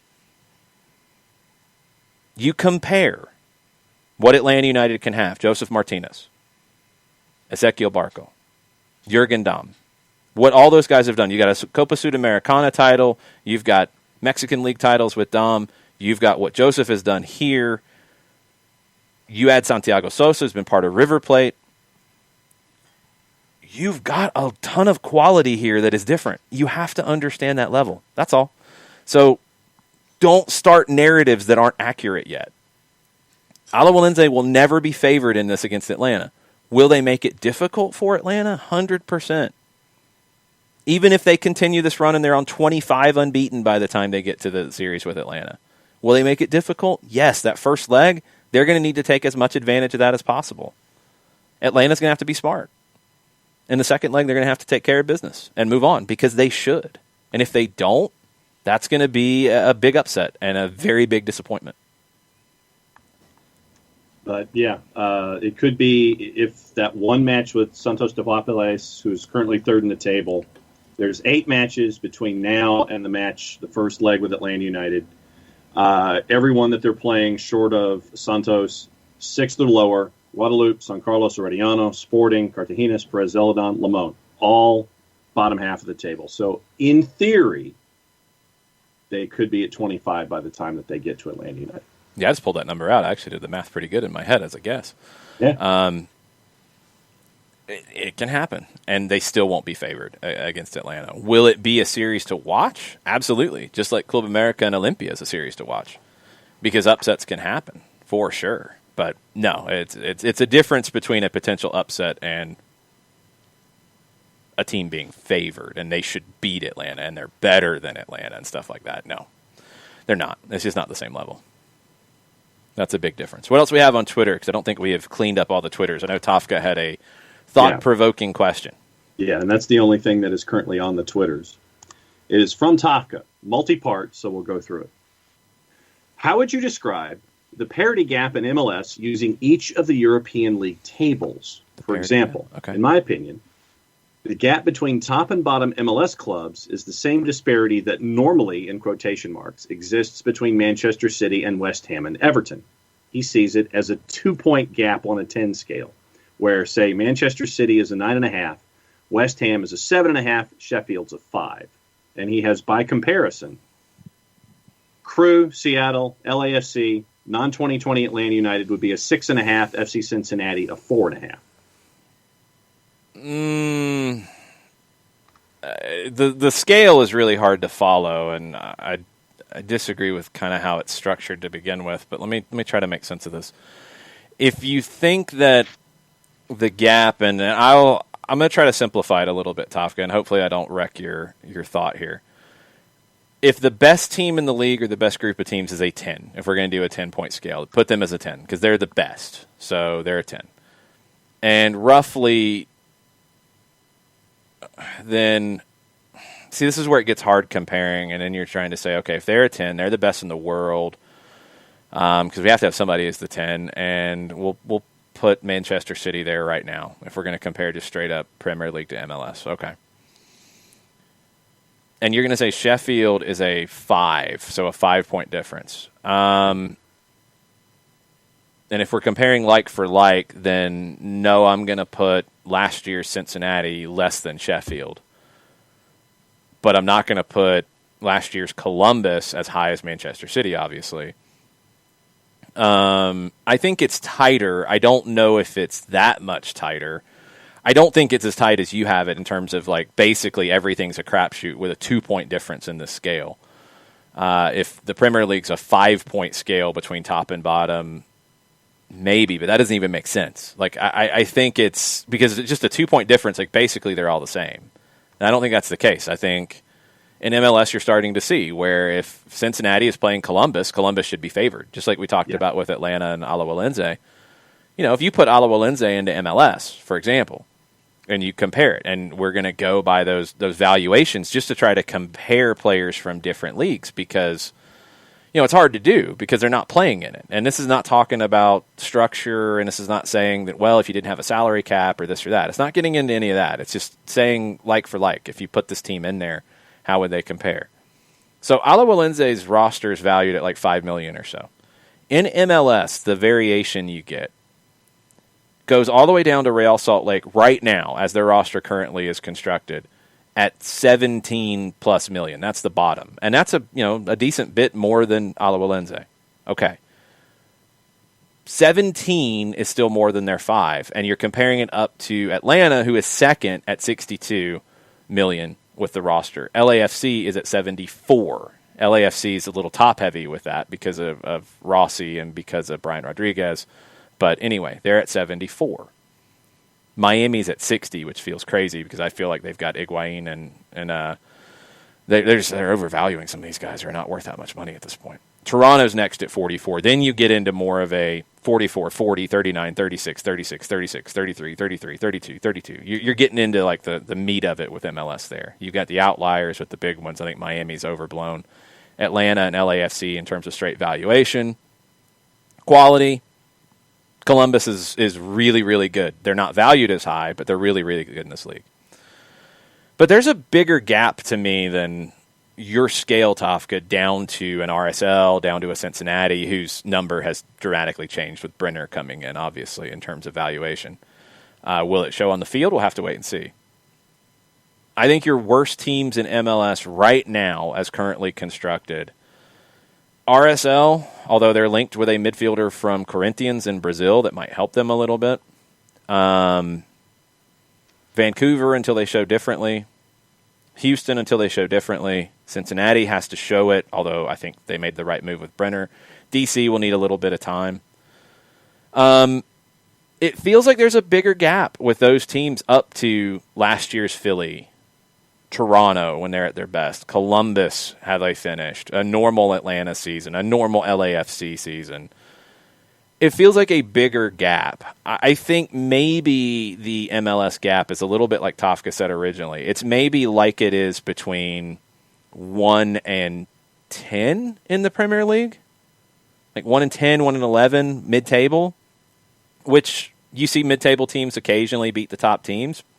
Not as often as you see bottom teams in MLS do it. It's hard. The scale's just hard to manage. That's what I'm trying to find the best way to do it. I think it's wider than you think it is, but it's definitely closer than most top leagues. It's closer than the Premier League. It's closer than Serie A. It's closer than Liga. It's closer than the Bundesliga. It's closer than La Liga. It's closer than Mexico. It's probably closer than any other major league of its size, top to bottom. But there is a separation, and there needs to be. And I think we need to explain it that way, because otherwise every game is flip a coin, and I don't think that's the case. I mean, I think if you're Philadelphia last season, you were playing Cincinnati, you expected to win.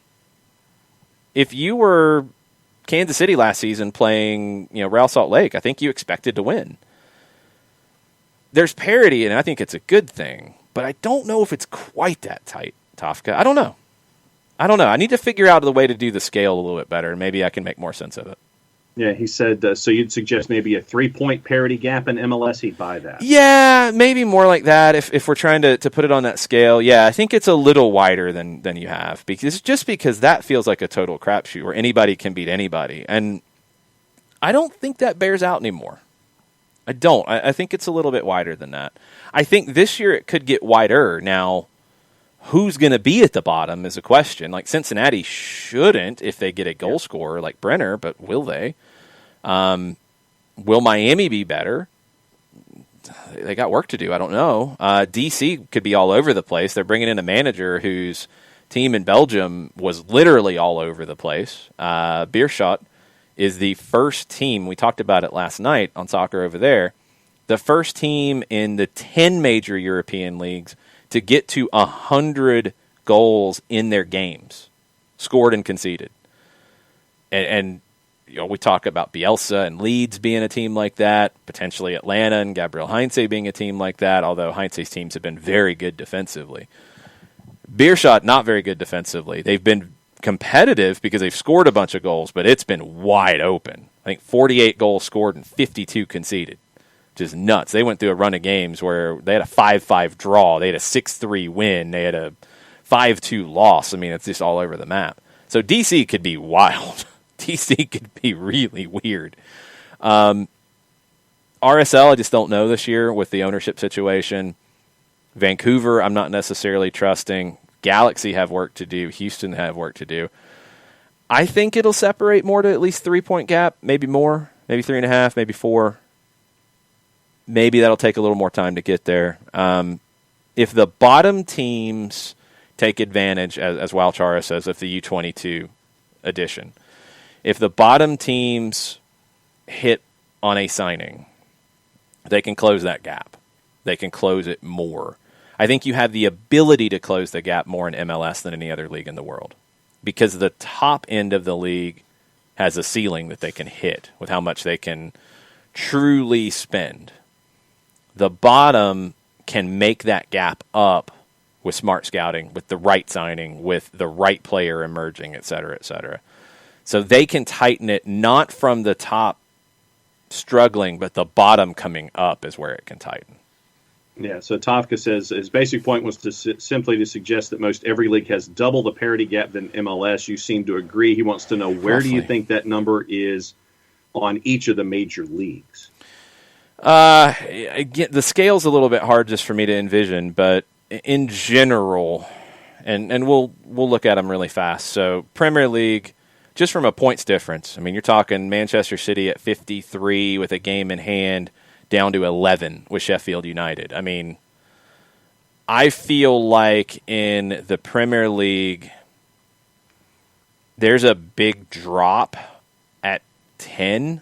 Yeah. 11. Leeds is a little bit of an outlier because of the way they play, because they can pop up and beat a good team, but they can also get blown off the park by a good team. I'm going to say 10 normally. 1 to 10 feels more competitive, and then it's a big drop to the bottom where Crystal Palace and Manchester City feel like they're doing two different things. Yeah. So that's a pretty big one. La Liga, Atleti has 2 games in hand on the bottom, 54 to 16, so roughly the same kind of spread. I feel like in Spain the elite group is smaller, like it has typically been in the Premier League. Maybe beyond Villarreal at 6, it feels like there's a drop, and then maybe there's a bigger middle class. I think it's a little different there. Valencia's fallen out of that top group, and they're kind of falling into the middle and the bottom. I think Spain might have more of a middle group that separates itself from the bottom. Bundesliga, top is Bayern at 49. Bottom is Schalke on 9. So a 40-point swing. Not quite as big, but it feels bigger to me. Like Bayern, Leipzig, even down to Mönchengladbach at 7, feels like it's completely different than the rest of the league. And it's feel and it's perception, and it could be wrong. I mean, it feels like a big jump, though. Schalke feels really bad. But Mainz and Bielefeld, Bielefeld took Bayern to 3-3. Hertha, it should have been 4. Yeah, but they're competitive. I think the gap is smaller in Bundesliga than it is in Spain and England. Schalke is a bit of an outlier, and Bayern's also come back to the pack just a little bit, but I think it's a little different. Serie A, I think, is the most competitive this season because you've got 5, 6, maybe 7 teams that can win the league. After that group, you've still got Sassuolo, Verona, Sampdoria, Spezia, as we saw against Milan, who can jump up and bite you. The bottom, Cagliari, Parma, Crotone, so 12 is the last place, 50 is the top. That's even tighter. Serie A definitely has a middle class that is closer to the top, and the bottom doesn't feel quite as bad. Maybe Italy's got the smallest gap this year. Maybe. France, which I don't watch as closely to start first with, but you've got a race this time with 4 teams for the first time in a long time. Lille is up by 1 point over PSG. Lyon is 3 points back. They could have went into first with a win. They failed to do that on the weekend. Monaco 6 points back. Okay, so you separate them a little bit. Then there's a middle group that's pretty competitive. The spread is 55 to 15.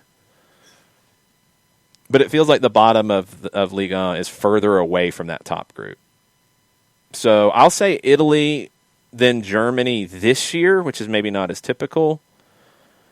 England is a big gap. La Liga is a big gap, although they have a big middle group. Ligue 1 is typically a big gap, but maybe that top group has just come back a little bit. I'm not used to seeing PSG with 5 losses, for example. Yeah. Like, that's not typical. Lille's only got 2, but they've got 7 draws. That PSG 5-loss number is like, whoa, okay, this is not normal for them. Byrne chimes in, biggest gap in salary spend between top and medium bottom teams is in La Liga. 600 million euro player salaries at Barca will do that, yeah. No other league has a differential like that. Yeah.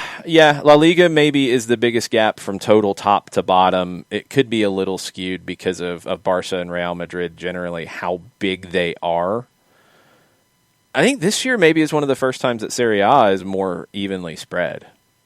And England is more evenly spread than it has been. And maybe that's a bit of an outlier because Liverpool and Manchester City aren't running away from everybody. So MLS is far closer than these. I mean, in terms of quality from top team to bottom team, far closer. I mean, it's not even a real comparison. How far down, like the gap between top and bottom in MLS is to dropping it into one of these other leagues, it's a little bit tougher to call. Depends on the league. I mean, England is competitive down to 10-11. France, I think, is 1-4, to be honest. Italy's probably 1-7. And England, maybe there's a subdivision there, too. I think Manchester City's starting to pull away from everybody, so maybe that's a more fair way to put it. But Italy is the closest. And if you wanted to say the difference between Lazio and Inter is where MLS is, which is pretty tight. Okay, it's a 10-point gap in the table, but maybe that's the best comparison for how MLS is if you wanted to compare it to another. It's tough. It's tough to compare different leagues like this. But MLS is definitely has the most parity of any major league in the world. There's no question about it. And that's by design. And Tofka also says in his preparation of the Why Atlanta United article from my friend who asked him to make my case, he says he may offer it for consideration for soccerdownhere.net publication. Do it. Send it over. We'll post it. Grant Wall reporting in the last 20 minutes, when you had him on with the podcast series that he was doing with Freddie Adu. Aftonbladet is reporting that Osterland and Freddie Adu have broken their contract.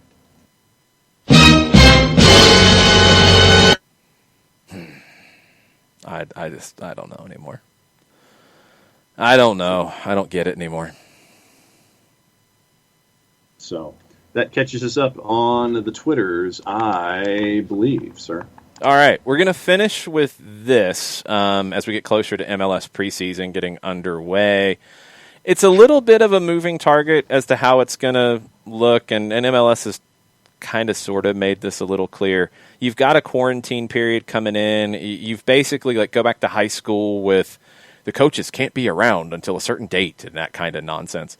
For example, Atlanta United players, and they're taking pictures and they're showing you they are training and they are working on getting fit. I don't know what the quarantine period was for them or if they all have already completed it or if some are still doing it. I don't know, but they're going to do individual workouts until a certain date when they can all train as a team. The CONCACAF teams are going to be able to open earlier than everybody else. Basically, if you're on the ball and you're getting organized and the players are going to come in and do their quarantine early and put in the work individually, those teams are going to be in a better position to be successful early. Straight up. And it looks like Atlanta, you've got a lot of top guys. I think it was, I know Marcelino Moreno, and somebody took a picture here recently after an individual workout, so that's good to see. But as we get closer, Tom Bogert with a piece over at MLSsoccer.com yesterday, came out in the afternoon, 8 MLS moves to keep an eye on in the transfer market, because there are some teams who are not nearly completed yet. He starts with Vancouver, and Vancouver looking for a number 10. They don't have one yet. That's not good. Some teams have left their business late. Not good. Some teams have, in Atlanta's case, they tried to get David Martinez. It didn't happen. Are they going to go back for another center back? I think it's a safe assumption that they can. Will they? Will they get the right person? We'll have to see. But they've been busy with others, and they've gotten moves done. Some clubs haven't done enough. LA Galaxy have been one that I don't think has done enough.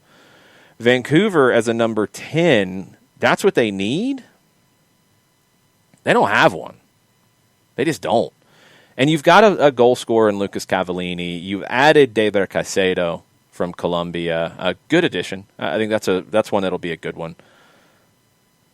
Beyond that, there's not a lot in this team that really worries you. They've got to get somebody. They'd been linked with Chiquinho from Benfica. They'd been linked with Otavio from Porto, who's out of contract in the summer. He's linked with some other bigger clubs. I don't know if that happens. They got to get something done. And maybe they should go look in South America as opposed to looking in Portugal where you're going to have more competition for getting some of these guys. I'm just saying. Vancouver, maybe you want to be a little bit smarter about where you're shopping.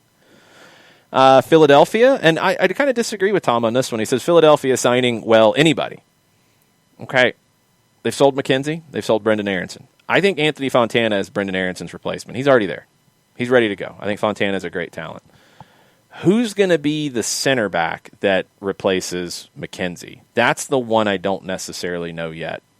You've got Jack Elliott, who ended up as a 4th-round draft pick, one of the best draft picks in MLS history.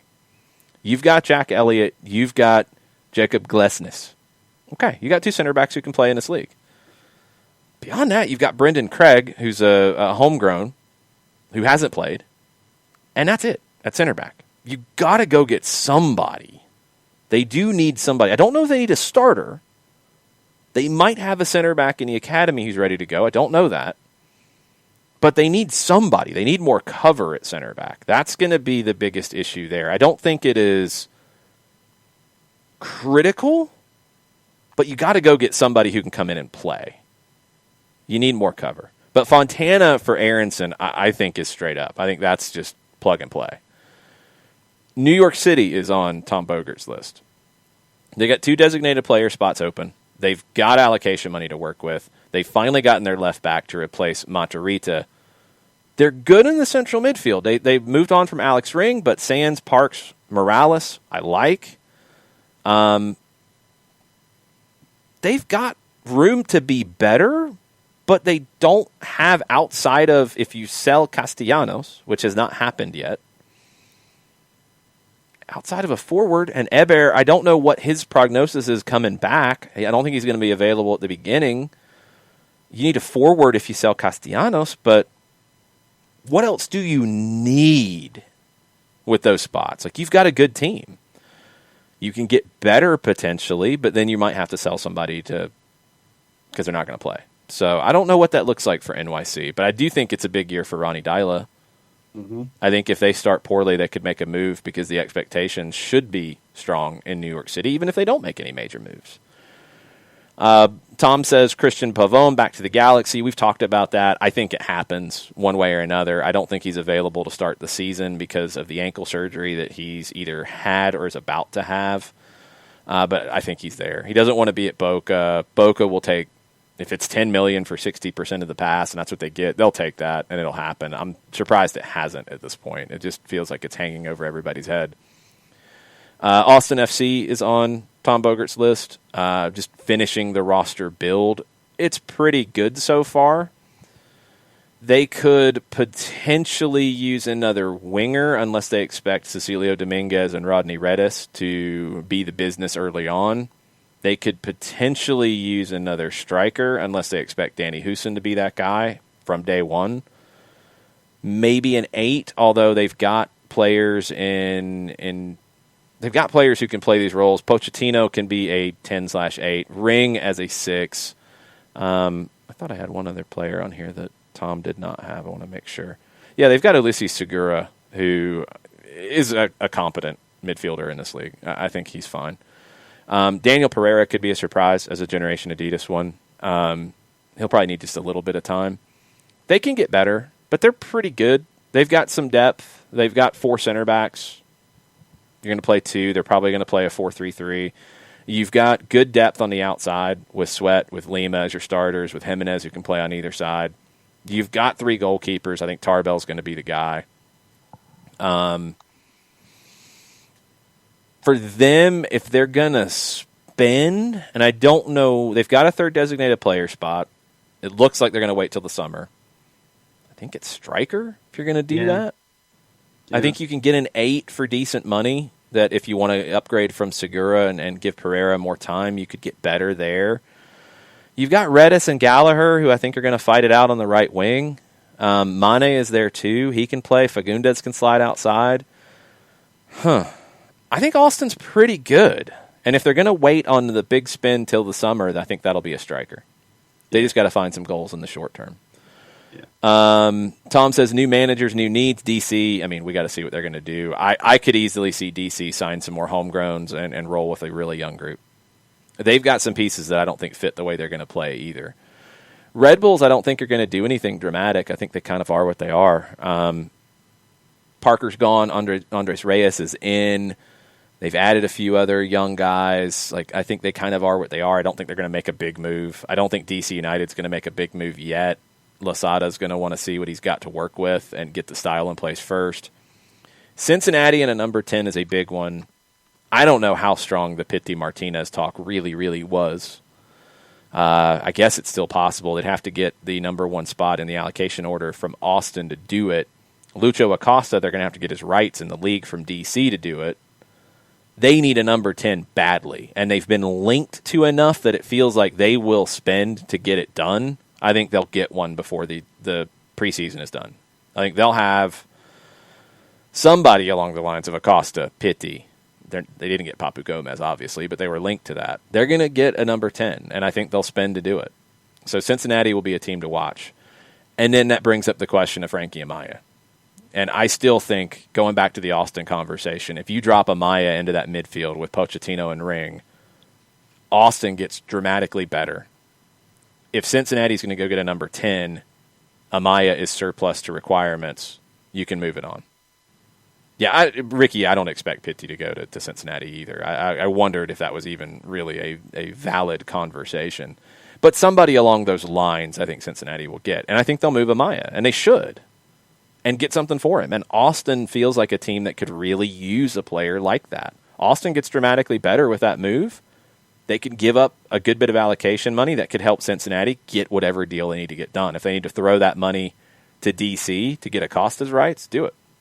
Do it. But I think Cincy will be aggressive and get a 10, and I think Amaya will end up somewhere like in Austin, and he'll play and be a really good addition for somebody. Yeah, and that, as you've played out the Frankie Amaya element in all of this, I think Austin looks pretty good right now. I think that they'll be entertaining, and I think that, when you look at how they built things, I'm looking forward to seeing Austin come out there and play. And if they can bring in a striker, if they bring in Frankie Amaya or someone like that, then, I think that just adds to everything that they built so far. I think that, you mentioned NYCFC. I think that this is the Ronnie Dyla test. If things start out slowly, I think that Dyla might be on the outs very, very quickly. And then NYCFC's got some thinking to do. But no, I think what Bogert put out there, I think that there's some credence to most of it. I think that Philadelphia, though, has some pieces from within that they're looking to bring up from through the academy and all these kind of elements. So I think that he was there with some things. I would disagree with the Philadelphia assessment, but there are some points here where Bogert was spot on. I think so. I think Fontana's the Aronson replacement. I think that part's easy. Center back, they do need to add a little bit because they're going to need at least one more who can play significantly. But I also agree with what Christopher Abel says in the Twitch pitch. Philly's not scary, and I think they're less scary right now. So if Atlanta gets past Alajuelense, as they should, and Philly gets past Saprissa, as they should, that in the quarterfinal of CONCACAF, as opposed to Atlanta and a Monterrey or Atlanta and a Club America, you like your chances there. You like your chances of going into a semi against Club America, who should get through the other side of the bracket and would be there. You like that a lot better. You're not afraid of that. I don't think they were afraid of Monterrey or Club America, but I think there was a different level of respect there. I think they feel like they can beat Philly, and Philly won't be at their best that early because Fontana will not be Brendan Aronson at the beginning. And as much as I think Jack Elliott is a good player and a great fourth-round draft pick, you can pressure him and you can give him problems. And I think if Atlanta can get the two elements to watch for with Atlanta United early on in preseason, when games are available to watch and there's games available to be streamed, the two elements I want you guys to watch for. Yes, Modiflow, there is another Aronson. That is true, but he's not quite ready yet. Give him a little more time. Fontana's the new Aronson until the other Aronson is ready to replace the older Aronson. Yes.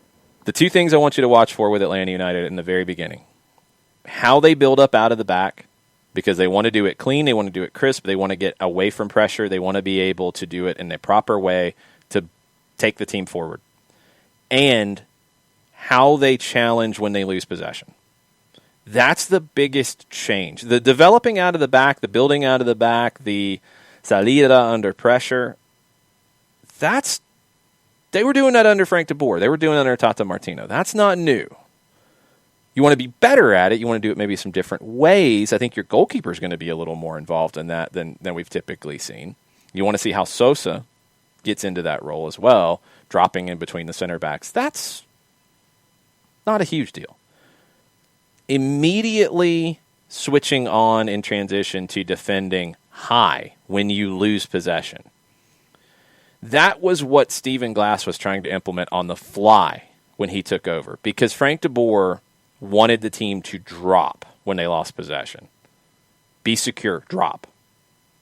Gabriel Heinze will not want his team to drop. He does not want that to be the automatic switch in your head. We lost possession, drop and defend.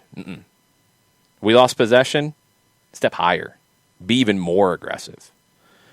That's going to be the number one difference, and that's going to be the biggest thing to watch early on. If Atlanta can get that, and look, a lot of it is mentality, a lot of it is work, a lot of it is being willing to put in that work, doing it the right way, not just running around chasing things, but positioning yourself to where you're baiting a pass, you're baiting a player. Yeah, pass it here, I'm going to step in and intercept it when you do.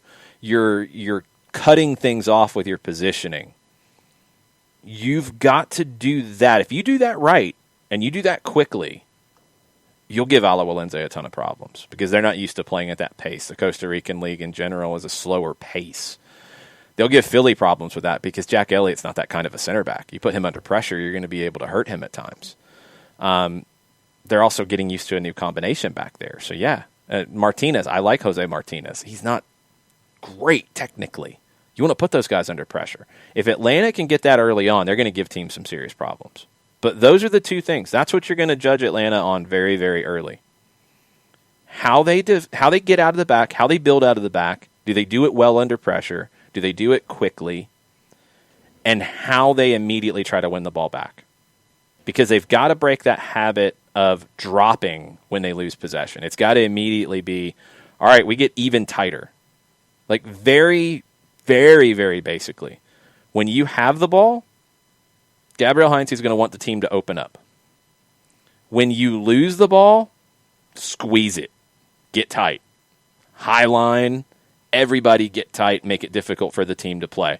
You want the other team to feel like the only play they have is to go over the top. And you're going to need Brad Gazan to come out and be willing to do that. And he has, and he's been fine in those situations. But yeah, he's going to have to play outside of his box. He's going to have to be good technically. He's going to have to be good on the ball. He's going to have to be able to close that gap. And you're also going to need a player like Miles Robinson to do what he did at times in 2019 when Atlanta played a higher line.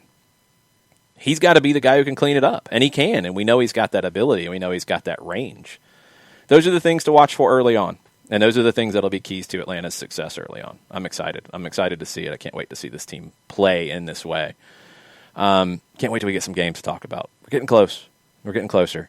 We got games to talk about today with Champions League, 3 o'clock. If you are a subscriber on Twitch, if you are a subscriber on Patreon, I'm sure the Watch Along channel will be firing off at 3 o'clock with the Champions League games. RB Leipzig and Liverpool, PSG and Barcelona in Spain, both really good ones. We'll be breaking those down tomorrow. We'll preview the next Champions League games. We'll get you caught up on any news that happens today in MLS or South America or anywhere else in the world. We'll talk about that in the morning as well. Anything else on Twitter before we go? No, sir. We are caught up. We are gone then. Thanks for hanging out with us. Thanks for all the questions. Thanks for the thought-provoking conversations from you guys this morning. Thanks for backing the idea of trying to make John fry an egg. To benefit soccer in the streets. I just want to see you try to fry an egg, that's all. And yes, I will. You want to help the kids. And speaking of which, next Tuesday we've got trivia for soccer in the streets. Oh, that's right.